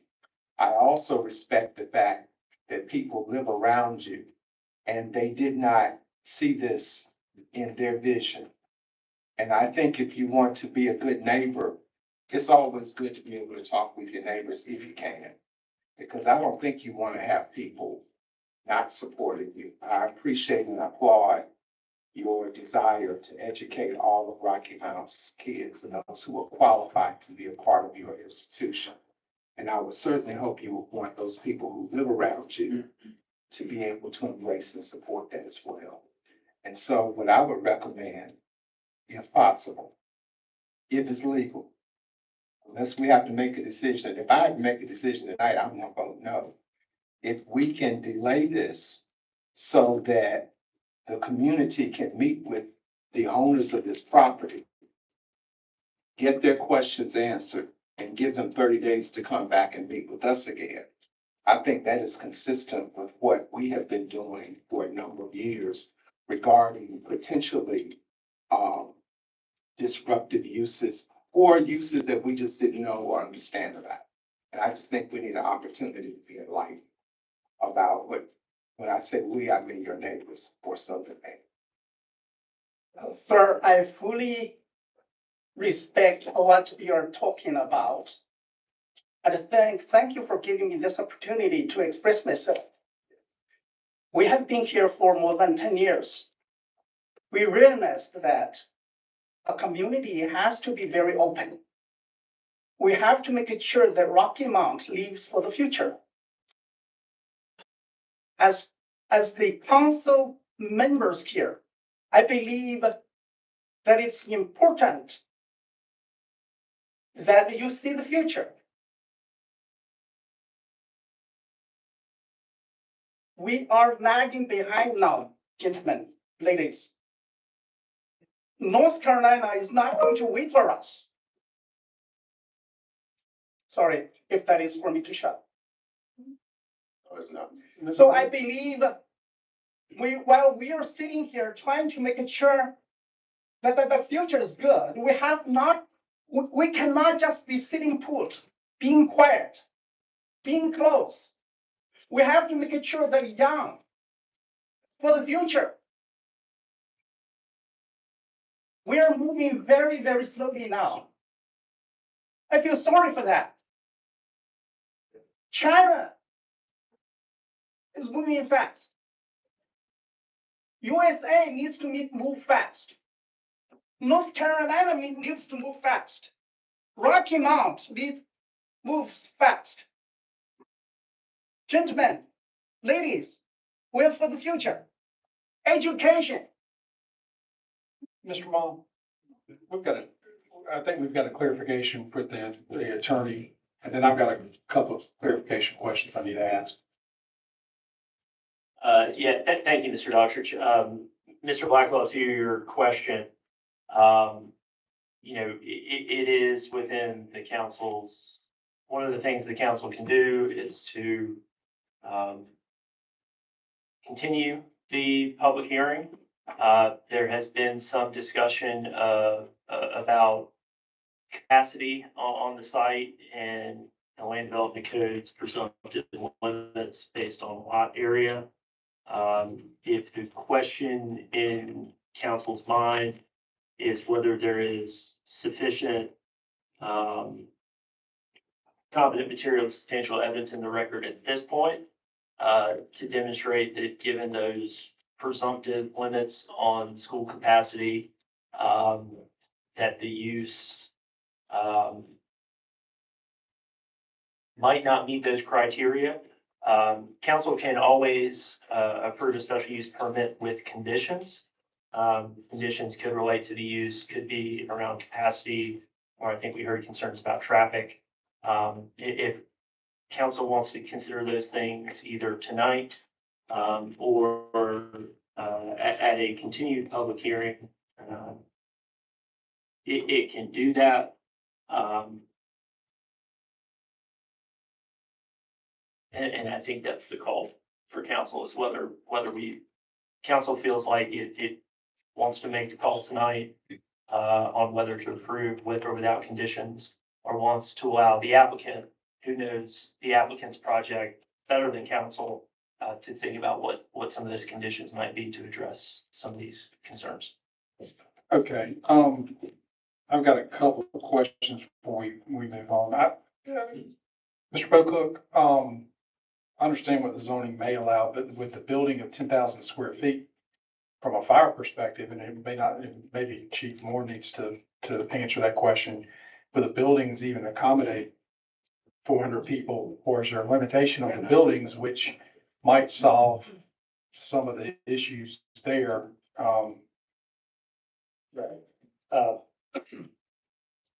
I don't have the results of the inspection tonight, and I regret that. I do know that, again, for what was proposed,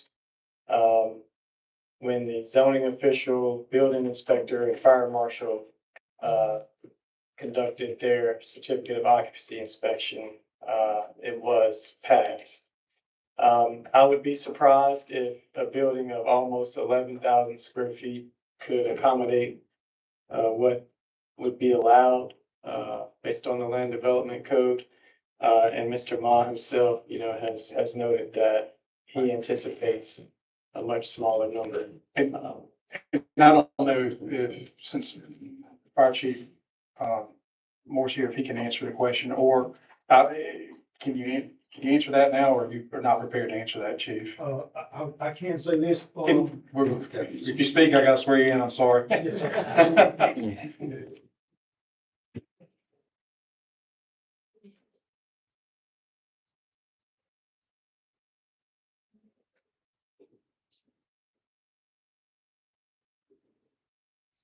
Chief, do you solemnly swear or affirm that the evidence you shall give to the council shall be the truth, the whole truth, and nothing but the truth, so help you God?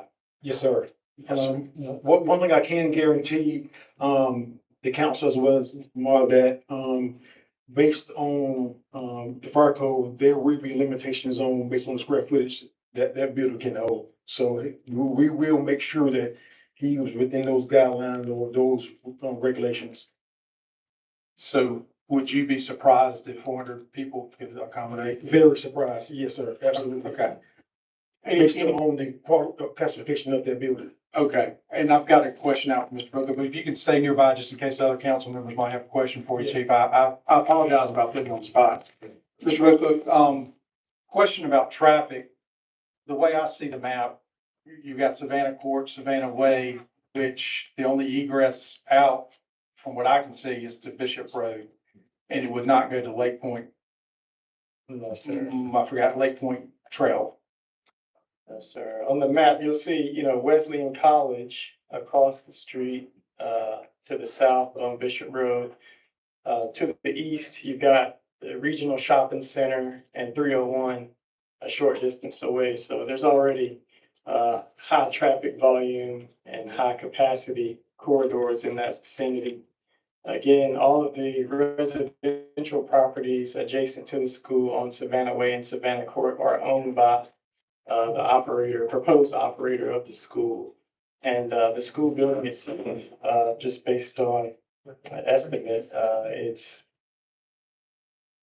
nearly 1,000 feet from any other residential properties, yeah. And there is, Residential buildings in that vicinity. and there is, it looks like vegetation separating the properties. Yeah, there's a buffered lot between the properties owned by the proposed school and the existing residences, is designated as a buffer, open space. And then further down Bishop Road, there's another, I think, another school down there that is, the Rocky Mountain Prep, thank you, Rocky Mountain Prep School. So, I know we've got in front of you, Councilman Walker. I don't know if anybody, Councilman Walker, and then also we've got Fire Chief Moore, and sworn in. So, go ahead, Councilman Walker. Thank you, Councilman Daughtry.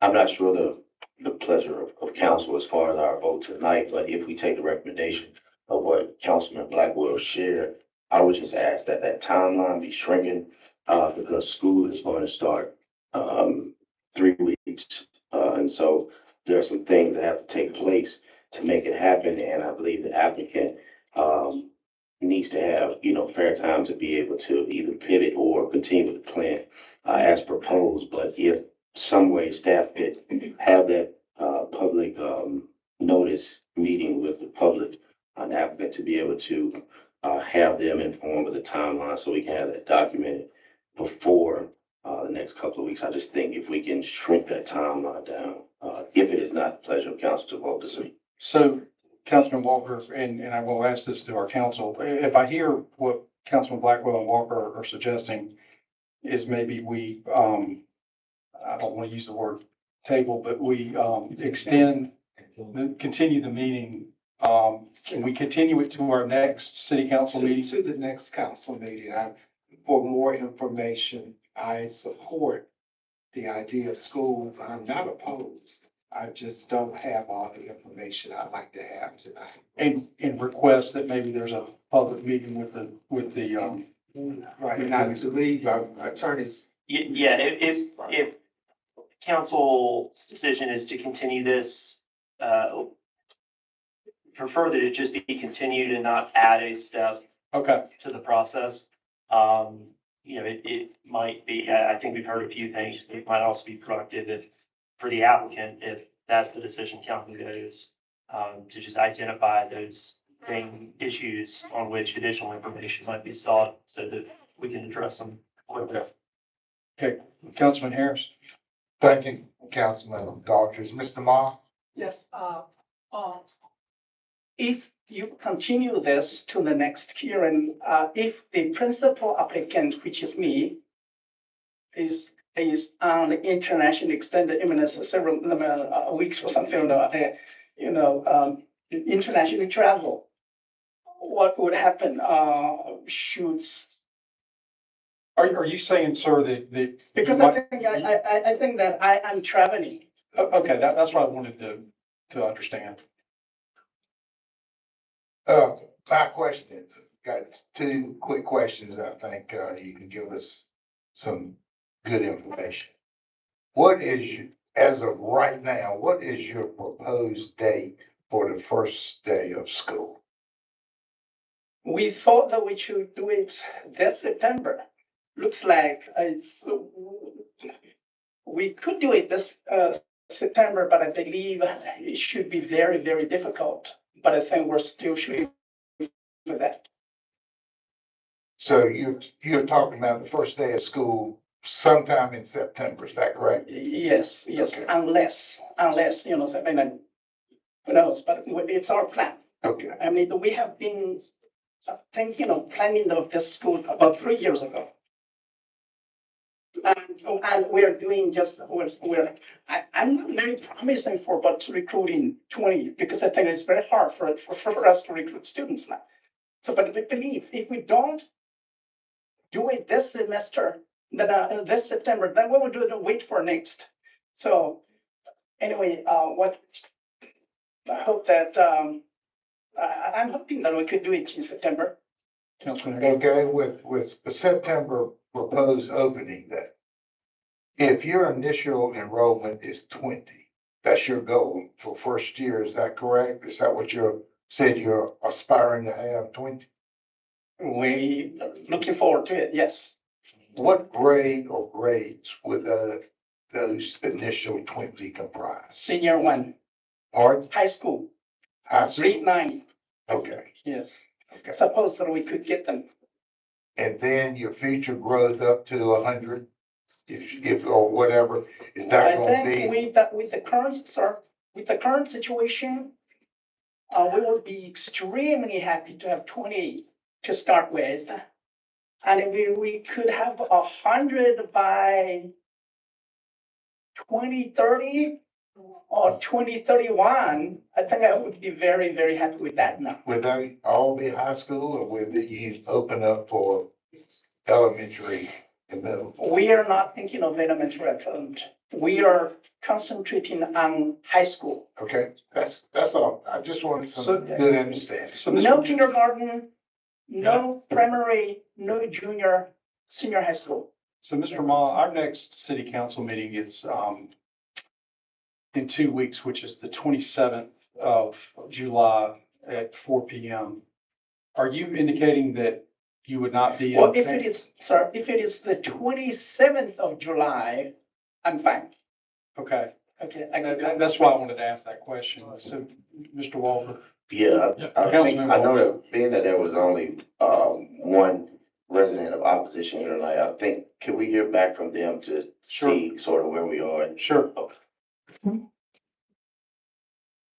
Mr. Batts, correct? That's right. Let me say this. I'm not opposed to education. I'm an educated man myself and I love education and I want our residents educated. I'm not opposed to that. But I'm opposed to having this school in the community where I live. And my question is, he said this has been in, he's been making progress, or been 3 years working on this. And this is our first time hearing of it. And I'm concerned about that. So if it's been 3 years he's working on it, then why is the resident just getting a letter concerning the school desiring to open here? And initially, when that community was built, and it, like I said, was built as a clubhouse for the residents in that area. And so there was no real question during that time when the development took place, because I believe at that time there was am I correct? There was a Chinese community that originally built that area. And but when the whole COVID thing took place, of course, they all left. And so now there is just mixed use townhouses there. And so this building has been vacant for quite some time. Beautiful building, swimming pool and everything, basketball court, nice area.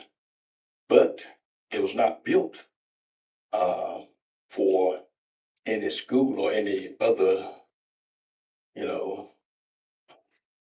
thought in terms of having it, occupied by 200 and 300 and 400 folks. This was for the residents of that area at that time. And we were okay with that. But when you talk about even with a couple hundred people, 50 folk, there's a lot of traffic. When you talk about dropping off and picking up, and then you talk about just Bishop Road. And although my address is backed up to that property there, I live in that cul-de-sac and that little, area there that you said is a barrier. I'm hearing traffic over there now. Where kids come in that back area, Savannah Way, squealing tires and spending time in the evening. And so, you know, although there's a barrier there, I'm still hearing a lot of noise. And so when I moved there, that area wasn't even developed. That was a wooded area. And as time progressed, they built that area. You know, I'm thinking of moving out of the edge of town. But now, I mean, you know, I got all kinds of traffic around me. Okay? Mr. Councilman Knight. I would like to see if make a motion that we continue to the next council meeting and give the opportunity for the applicant to meet with the community and also for staff to get us the information that we need, additional information to be able to vote in favor or against. To me, it sounds like we needing additional information tonight, and if you're traveling international, maybe your assistant or someone, or you can appoint someone to come on our next meeting, and I think that would be the best. So there was a motion by Councilman Knight. Is there a second for continuation? I'll second. There's a motion and a second by Councilman Harris. All in favor to continue? Aye. Any opposed? Okay, the ayes have it, and I will close this we'll go on to the next, I'll turn this back over to Councilman Harris, but I do want to say I know it's confusing that Councilman Harris was the mayor pro tem last year and now is heading the meeting, and then I'm taking over this quasi judicial. It's because, we're going down the totem pole because the mayor and the current mayor pro tem are out, so we're just kind of going down the line. So, the mayor, you're back. I'll wait it out. And Councilman Harris, the attorney would like to say something. Thank you. Thank you, Mr. Doxey. Just for council and on the record, for a reason, we are continuing the quasi-judicial hearing. Please keep in mind that ex parte communications with the applicant or those who oppose the application should be prohibited. Thanks. And at the same time, Mr. Attorney, does that preclude Mr. Ma and his team from communicating with others outside of city council? Not at all. Whether that's individuals who live near the project or working with Mr. Bo Cook and his team on what might be done to address council's concerns. That is just on council. Thank you. So for the city council, I just want to restate it from my understanding. We are not to engage in discussion with Mr. Ma, his supporters, or his detractors. We are to only evaluate the information that was presented to us in this public setting in city council chambers. We are not able to have a committee of the whole presentation.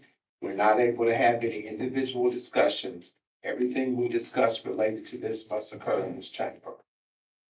You nailed it. Thank you. Quick. Can staff arrange whatever informational meetings that they need with the community and without involving council? I think that the community, some of the people in the community wants more information as well. Yes, sir. We're happy to coordinate a connection, typically with neighborhood informational meetings.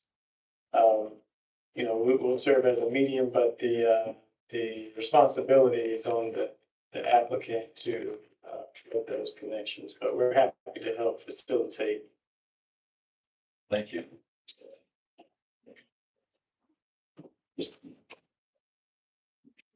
So is it realistic that you can do community outreach in 2 weeks?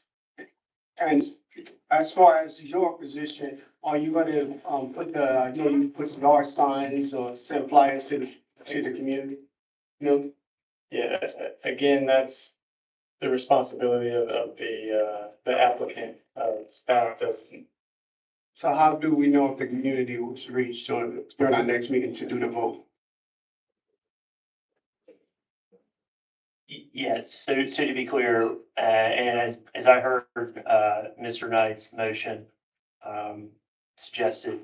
strongly suggested and gave, I believe, give the opportunity was the language of the motion for the applicant to meet with neighbors. That's exactly what the city can do. We've already opened a public hearing. The public hearing will simply pick back up on the 27th. We have to stick with the process that's in the ordinance. We can't impose a requirement that the applicant go out and now have a neighborhood meeting while the public hearing is open. We can strongly encourage it. We can see what changes, if any, come back on the 27th. But I think the language of the motion, giving the opportunity for the applicant to do that, was an accurate description of what council can do at this point while the hearing is open.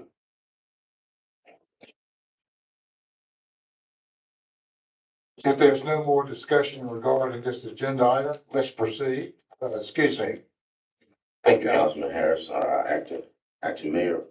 It's not for this item. I wanted to say this before. I know we're nearing the end of our agenda. I don't want to let the agenda roll out before I made this comment, but I wanted to ask of our manager and staff if he could send us information in reference to what the budgetary impact would be for $1 million accredited towards accounts impacted by non-meter services. I believe, according to my calculation, I think that was like a $26 credit per $38,000 affected household, and then also $500,000 for utility assistance. Just the budgetary impact from that and where that money would come from for the next meeting, so we can have that information. Well, I can tell you right now, we don't have any. That's not available. The budget has already been adopted. We could have a revision of the budget, but the budget that would be revised would require us to have either that amount of cuts or increase the revenue by said amount. Can we receive just that information to know though for our next meeting? You said we have. I'm telling you tonight. But we have you said we are able to make those revisions, all right, council? As the council, you have the authority to adopt a revised budget. That said, any revision to the budget for the amounts that you stated would have to be cuts from the budget of that amount or increase in revenue by that amount. Yeah, so we could, if we could just get just an email of that, so I can see, where we could potentially make those cuts for our next meeting, as we have our next meeting, in order to vote on those. I don't know if I'm clear or not. I can try, but I mean, I've stated that we don't have the cuts and the impact of the budget. If you're talking about utilities, those would be adjustments to the utility funds, the enterprise funds, which would be based off of rates. So we'd have to have an adjustment to rates because the budget is balanced as is, or we would be talking about reductions in force or services. Yeah, I'm understanding that, but as we talked in our budget meetings about different revisions and amendments that we can make to the budget as authority of the council, all I'm asking is just for the information to know where that, I can go back and look in our budget meetings to see where we added some additional revenue additions, I can go back. I was just asking if you could send those to us so we'll know, those additional things we added. And then also what will be the implication of the $1.5 million amendment, and then where would that come from? Because it doesn't necessarily, just from my understanding, it doesn't necessarily have to come from the utility rate fund, correct? I would like for, if we were to get into specific funds, I would like to have, our finance director, answer that. But if I'm understanding you correct, my understanding that if we're related to the utilities, then it would have to come from the enterprise fund. That's my understanding, but Cheryl, please come to the mic and clarify that if I misspoke or misunderstood. Councilman Harris, I would suggest maybe we, if offline, if Councilman Walker and City Manager Daniels would get clarification with each other about what he's looking for exactly, it might be better to do that way instead of taking up the time during the city council to. I would like Cheryl to answer that question though. Okay. Before we get into that. And once Ms. Bobby answers the question, we need to get back on the agenda. Okay, to clarify, make sure I understand. Are you, if there's the possibility of proposing, making payments back to ratepayers, is that what I'm Yes, I'm or, hearing? yeah, non-meter services. For meter services, does it have to come from that specific enterprise fund? Is that the Yes, ma'am. question? This is kind of an off-the-cuff answer, but, I believe it would be better to come from the utility funds, but the general fund, and unlike the utility funds can't transfer but so much money to the general fund can transfer money to utility funds. If, now, making sure that right now our budget is new and it's balanced. So any changes that are made are gonna have to have an offsetting change with something else. Because we're not far enough into the year to know whether, we're gonna have revenues in excess of expenditures, which would be the only other way to do that. But in July, it's not something that we could do without having to offset somewhere else. Thank you. I think that cleared up just knowing that, that funding, we still have the authority to decide or to recommend, Mr. Manager, where to those funds can be allocated from. Thank you. Thank you, Mr. Acton. We'll now go to agenda number 11. Consideration of the recommendation from a regular scheduled planning board meeting that was held on June 9th, 2026. The first public hearing is relative to the following rezoning request approved for approval and found in compliance with the comprehensive plan by the planning board. A request by Mr. Donald Wright, contract purchaser, to rezone 0.5 acres located at 210 Durham Street and 1001 East Raleigh Boulevard from R-6 MFA, medium high density multifamily residential, to B2 commercial park. Recommended action from the planning board, receive public comment and adopt ordinance. At this time, I would like for Mr. Joseph Coop to give us an overview. Yes, thank you. The planning board, as you noted, has made a recommendation for approval of the request to rezone these properties. The properties are presently zoned R6 MFA, multifamily residential, and contain a vacant former church building. The Development Review Committee considered the request and don't anticipate any impacts to city services. The comprehensive plan identifies the site as a developed area, and the Raleigh Road, Raleigh Street corridor plan designated the subject site as being a future mixed-use area. Staff and the planning board again have recommended approval and found that the request is reasonable and in compliance with the adopted comprehensive plan and corridor plan that applies to this site. Happy to answer any questions you all may have. Any members of the council have any questions?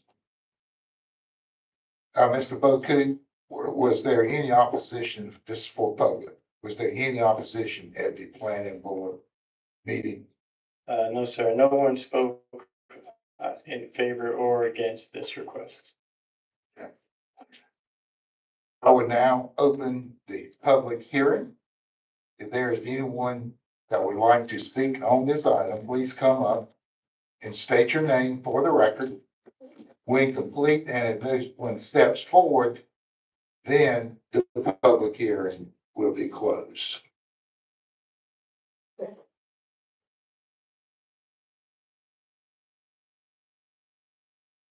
Good evening. Wait, I ought to be sworn in. I'm just sort of confused. You're talking about Raleigh Road. Sir, sorry, my name's Tom Vesh. I'm with Log Cabin Homes. We're a manufacturer in the inner city, along with our neighbor Rocky Mount Court. And we have warehouses from Keene Street all the way to Franklin Street. And together we employ over 100 people. And both of our companies have been there for decades. But the gentleman was talking about Raleigh Road. I'm confused because I have a notice here that.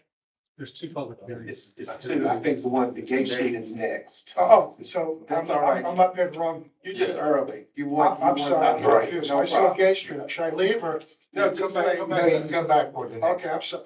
No problem. Sit right there, so you close to the mic. Is there anyone from the public who would like to speak on this request? If not, the public session is closed. And does anyone from the council have a recommendation for the approval of this request as submitted? Second. Second by Councilman Blackwell. All in favor, please signify by saying aye. Aye. All opposed? The request is approved. The second public hearing relative to the following rezoning request recommended for approval and found in compliance with the comprehensive plan by the planning board. Request by Oscar Fernandez, contract purchaser, to rezone 0.2 acres located at 310 Gay Street and 302 North Franklin Street from I-2 heavy industrial to D5 commercial services. Recommended action from the planning board, receive public comment and adopt the ordinance. At this time, I would like Mr. Joseph Boku to give us an overview. Yes, sir. The subject property is located at the corner of North Franklin Street and Gay Street, across from the Imperial Center. Properties in that immediate area are zoned heavy industrial, I-2, and some are zoned B5. Currently, this noted is about 1/5 of an acre. Contains a small commercial building, may have been a small storage building at one point, but is currently vacant. Staff has assessed the request and not found that there would be any impacts to city services. The comprehensive plan identifies the area as a smart growth area, and the planning board has recommended approval, finding that the request is reasonable and complies with the city's current adopted comprehensive plan. Happy to answer any questions you all may have. Anyone have any questions of Mr. Boku? I'm trying to, get the, picture of the building in my head. It's right across from the interior, little, It's a, it's the building that you probably was talking about. yeah, and I was gonna clarify that for most of my life, my dad owned that building and sold it 2 years ago, I believe. So I'm intimately familiar with that building, but yes, it's a small brick building that's kind of boarded up across from Imperial Center. Thank you.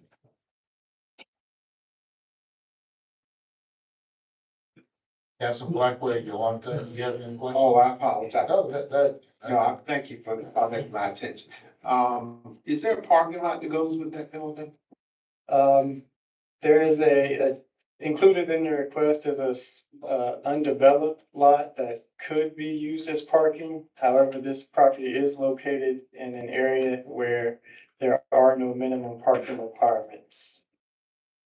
And what are the attached, you have that just for the public speak? What kind of uses would we not permit? Let's talk about that first. There's a bunch of that's not permitted, but what are permitted uses in B5? All right, there's a long list of items that are permitted in both the I2 and the B5 zoning district. When you consider the existing and the proposed zoning. In the staff report, we did include a matrix of those. But in general, the B5 district is intended to support business services that for the regular needs of the surrounding communities. Typically, B5 is going to be in the downtown area or adjacent to corridors and particularly railroad right-of-ways, which just so happens to be adjacent in this case.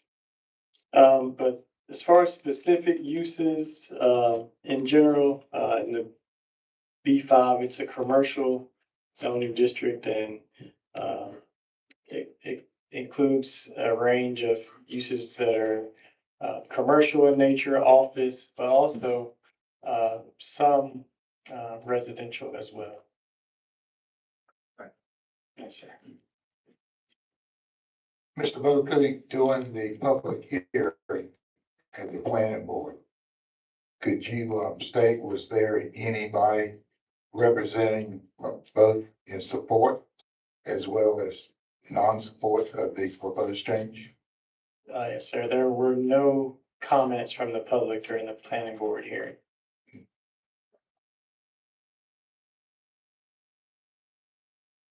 No other questions? We'll now go into the public session hearing.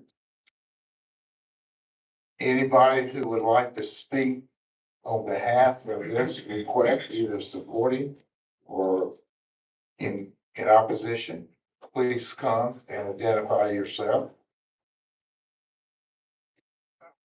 My name is Tom Vesh. I'm with Log Cabin Homes. We're an inner city manufacturer, right adjacent to another manufacturing neighbor, Rocky Mount Court. Our both companies, we employ over 100 people in the inner city. We have warehouses on Keene Street. We travel across Grace, and we travel on Gay Street all the way to Franklin. This planning, we're right there with our manufacturing plant, heavy industrial.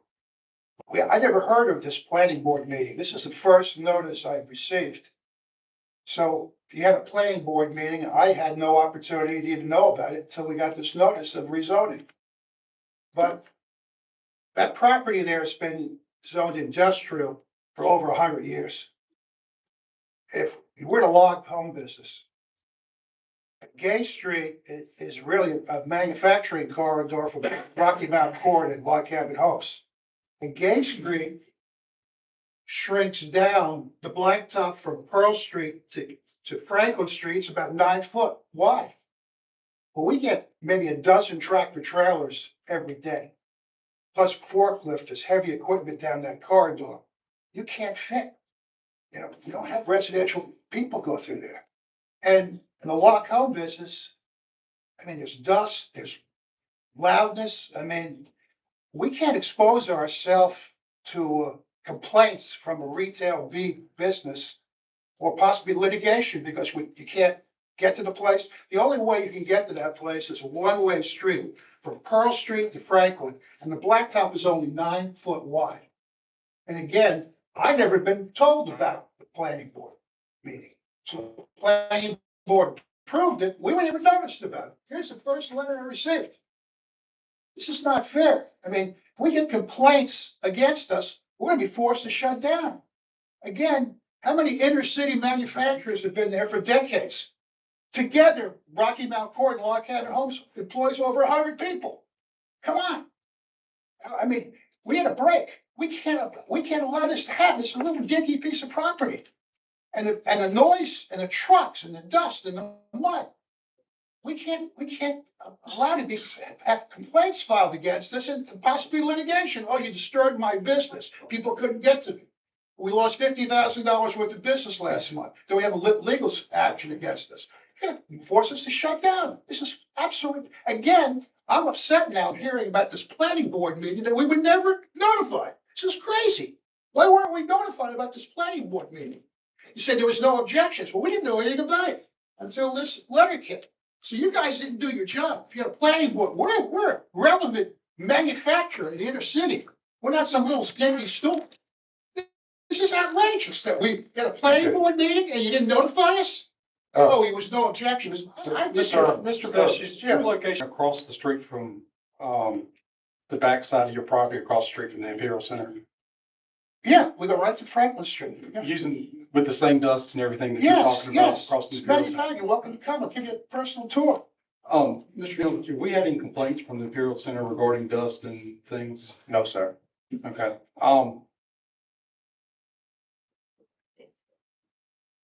and Mr. Brocook, with the square footage of that building, what would be the capacity of the number of people in that building? That might be another fire question, Chief. Yeah, I don't have the existing square footage of the building, but. Not very many. It's small. Yeah, not very good. It's 2,800 feet. It's 2,800 feet square. Again, I'm upset because you had a planning board meeting about this property and this gentleman said there was no opposition. We were never notified. That's not fair. Mr. Bishop, I think we recognize what you said, so we can understand that you claim that you were not informed. In the parking you got it's on the side of Gay Street, and I think you probably get about 2 or 3 vehicles, and then in the back, if you park, you can only get about 3 or 4 vehicles in the back. So imagine that,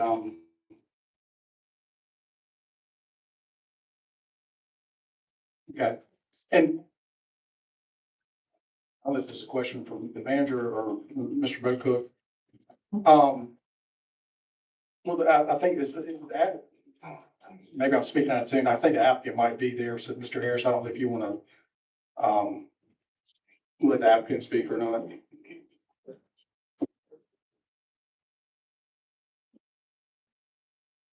Please state your name. My name is Oscar Hernandez. I'm the one, the applicant trying to purchase the building. The reason we're trying to purchase the building, we want to put a church in there, a Spanish church.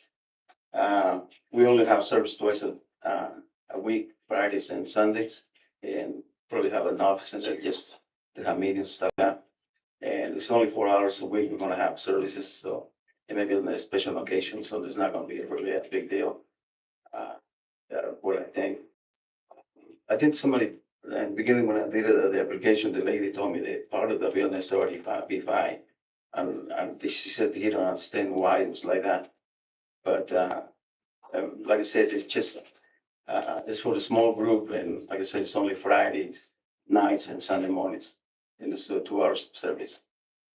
Uh, I've been working with community for 35 years with churches, and we finally trying to do it ourselves as a small church, and we'd like to have the ability to have it, fix it, because it's really bad right now. It looks really bad. The roof is falling apart. If you drive through there, and it's been empty for a while. Since I used to work for in another place, so it's been empty for a while, and it'd be nice to fix it. And maybe if we grow as a church, people are going to move from there. We will be planning to ask the church to decide they want to cross see if we can use the parking lot, since it's kind of really small, the small space in there. But the last thing I want to get is head Tom, really. I mean, it's not my idea. They just Hispanic community is really lack of how to put it, money, I guess, that you want to go like that. And it's really hard to us to find a building. And as you probably know, that it's only like one church in the whole city. And we'd like to have that, which is it's not that expensive, that building. And we'd like for you guys to consider that. And, we will put out the building as city code, and believe me, the last thing that we want to do is bother the city or the business around, but it would be nice to fix it, really. And maybe later on, we sell it to someone who wants to do something there. But that's all. But yeah, I would like to consider it. Believe me, Tom, I don't want to make you hard time on you, but yeah, it's just a church. And like I said, it's for parts of the week. It's Friday night, Sunday mornings. If it gets a little bit dust around us, but we can clean it up. It's not a big deal. Thank you. Mr. Harris, I have a question for staff. Okay. Yes, Manager Dan. Mr. Boca, if you would, you step to the mic with regard to the accusations about contacting the business owners. Isn't it the policy to direct mail business owners in advance of the meeting? Absolutely. Did you all comply with that? Yes, sir. We're required by state law, development code, to mail notices to, by state law, adjacent property owners. Our local standard is to mail notices to property owners within 250 feet of the subject site. And we did that. We mailed the notices at least 10 days prior to the meeting, no more than 25 days. And the fact that, he has the notice for this meeting lets me know that we did include him in the original mailing for the planning board as well. I just want to clear it up. Thank you. Thank you. I'd like to Councilman. make a motion that we table this until we get additional information. I make, Sam, Second. Scott, Second, yeah, that's the type, you said table. or Yes. Delay, you said table, we can't discuss that. Table. Have to vote it up and down. Wait, is there additional information you would like to have for consideration? Or to get staff that, if there's any additional information that council may need to make a decision on this, rezoning. Personally, not against churches or anything, but, I think the letter should go out again. And that building, I think it has off-street parking. And, it's really a difficult spot. I mean, if you know what the building is, if you have a church, it's heavily industrial. And think about safety. I'd like more about parking. You said you can get 2 or 4 cars in the back. Is that correct? That's enough. So I'll just table until we get more information. 'Cause I doubt we make a decision tonight. Word table means we can't talk about it. Do you want to use that word, or do you want to say delay, or? We can delay, table, we can table it Right, until, but I'm just saying we can't talk about it. We can vote it up or down. That's all. we can delay it to our next meeting. So now we can discuss. And then we'll delay it. I mean, we'll just take it. Councilman Dozier? Since we're delaying this, um, Mr. Bocook, since this is in the central business district, correct? It's in the Central City area. What are the parking requirements for the area? Yes, sir. In this area, I believe, almost certain this property is in the downtown core and there are no minimum parking requirements.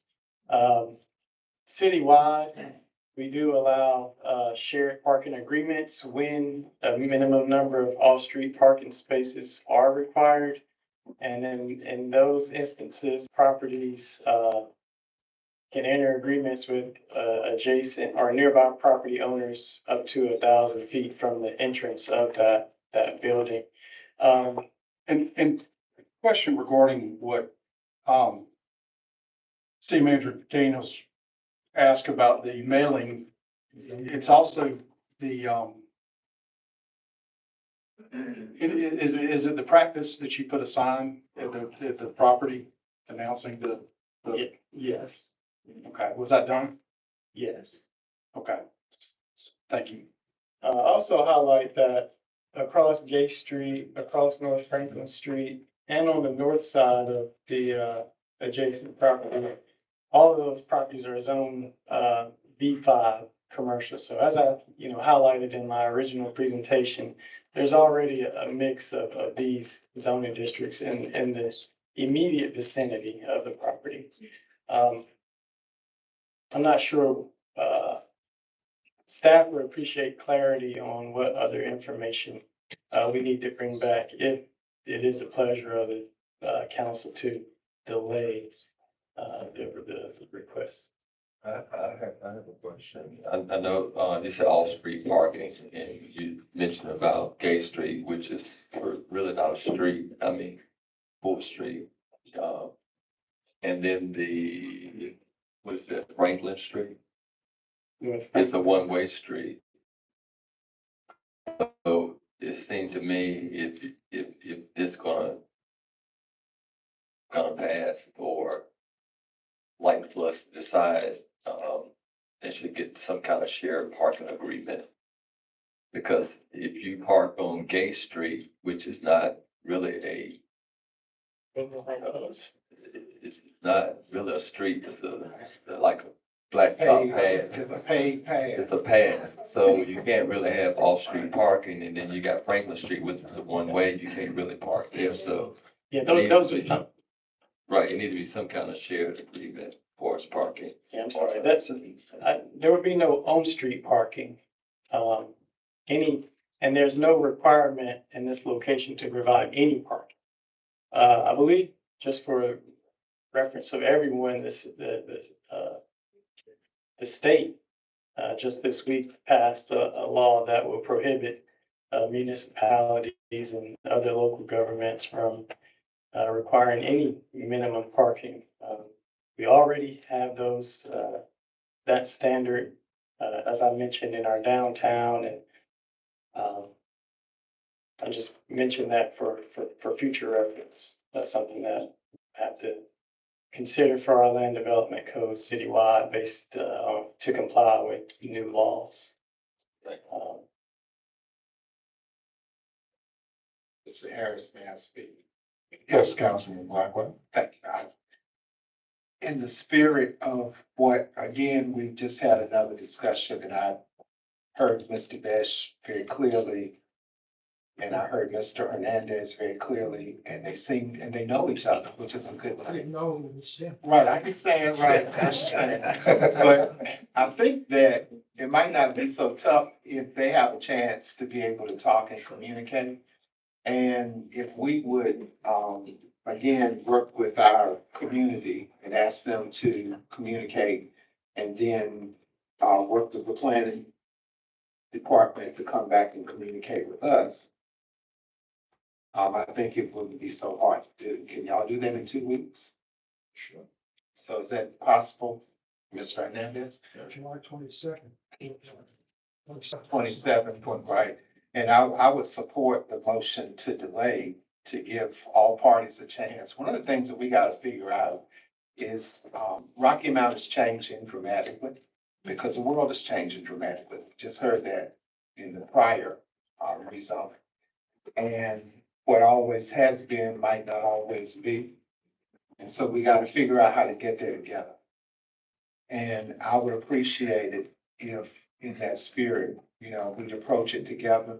One thing about establishing rezoning, regardless of what the use is today, Mr. Hernandez said, well, when we grow, we might just move to another location. But whenever somebody buys that building, that zoning is still there. And those industries that are there that have been operating and employing people for a very long time and have stayed there when they could have gone to other places. To me, there's a loyalty that we must have to our employers as well, especially when it's already a district that has historically employed people in the industrial arena. So I would just ask that there would be some communication between the two parties or three parties, and then come back with us with more information for us to be able to deliberate on. And in 2 weeks, we should be able to settle it. So just for clarification, so the motion and second is regarding the delay or continue this hearing until 2 weeks from today at 4:00. Is that correct? Okay. A motion and a second has been made. Any further discussion? All in favor, please signify by saying aye. Aye. All opposed? Aye. The ayes, the motion to delay till 2 weeks has been approved. Okay, we're almost to the end. Number 12. This is a continuous consideration of the resolution amending the administrative policy number X.3.3 business registration, which is in effect in order to amend the city motor vehicle fee tax from $25 per year to $30. Do I have a recommendation for adoption of this resolution?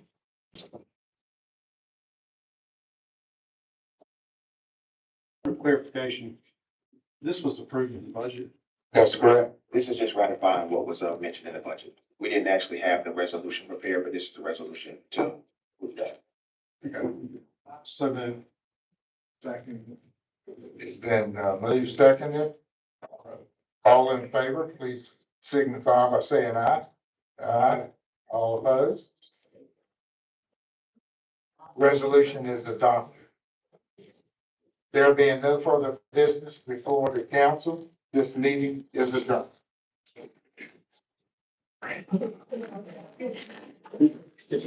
Oh, my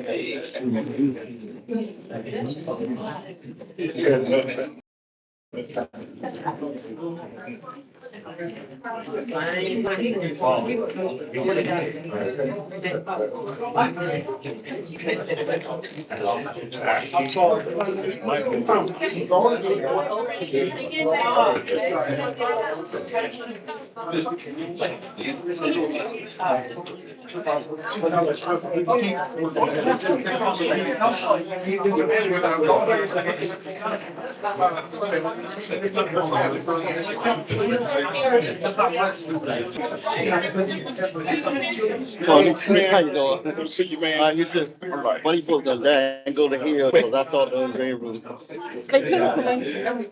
I don't understand. I'm a 64-year-old man. I got a mind of my own. I'm doing what I do. I ain't getting paid. I'm just trying to make sure the facts are. Yeah, and you stated that. That's right. I don't understand, man.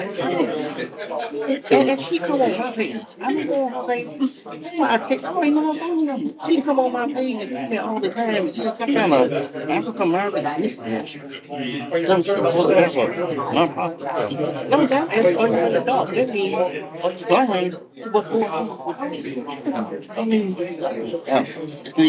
you got all that. Oh, Jesus.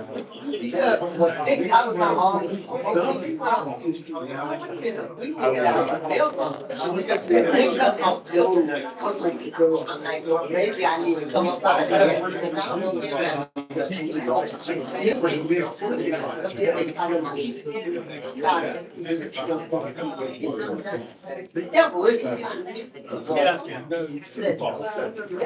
I mean, I talked to y'all about that. I had a birthday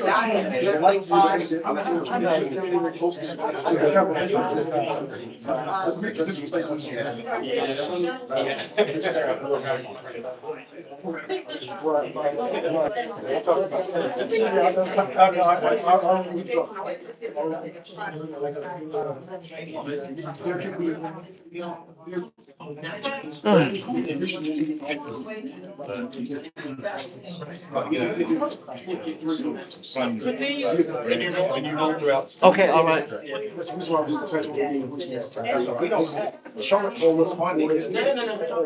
I'm sorry, I did not, I'm sorry, this is my first time coming and speaking. I didn't realize that my voice sound wasn't loud.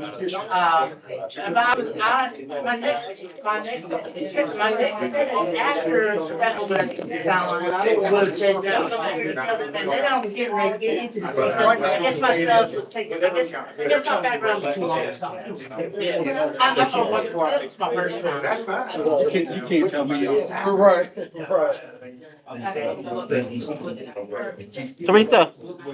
Teresa, come on right quick, real quick. Well, I actually treated down as much as I could. Well, I'm glad you did. Well, I mean, Jackson, but You're welcome. I didn't.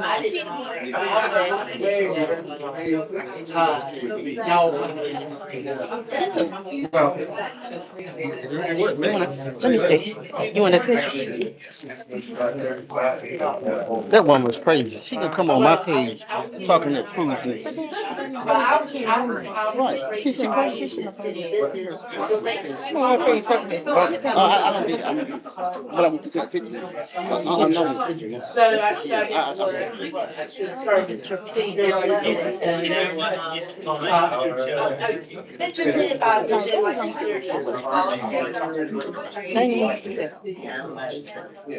That's a peaceful thing. They had Okay, I didn't. Don't step up. Okay, that's good. Thank you, come back. Okay. Now, what do you want me to take?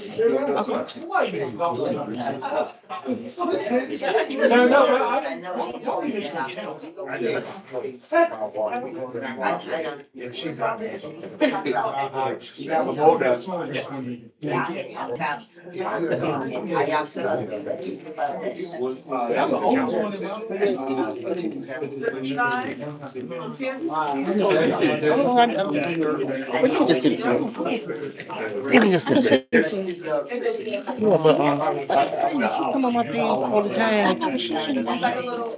Come on my page all the time, talking crazy.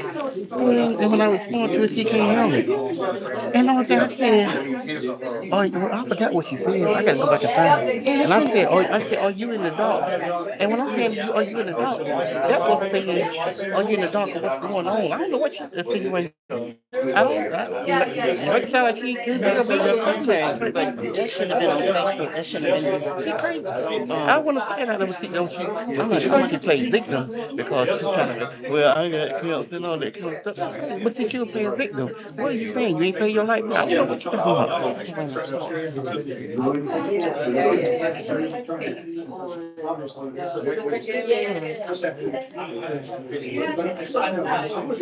Yeah, okay, the light's better on that. I gotta get home. Let me see. I don't know if they got some food for me or not.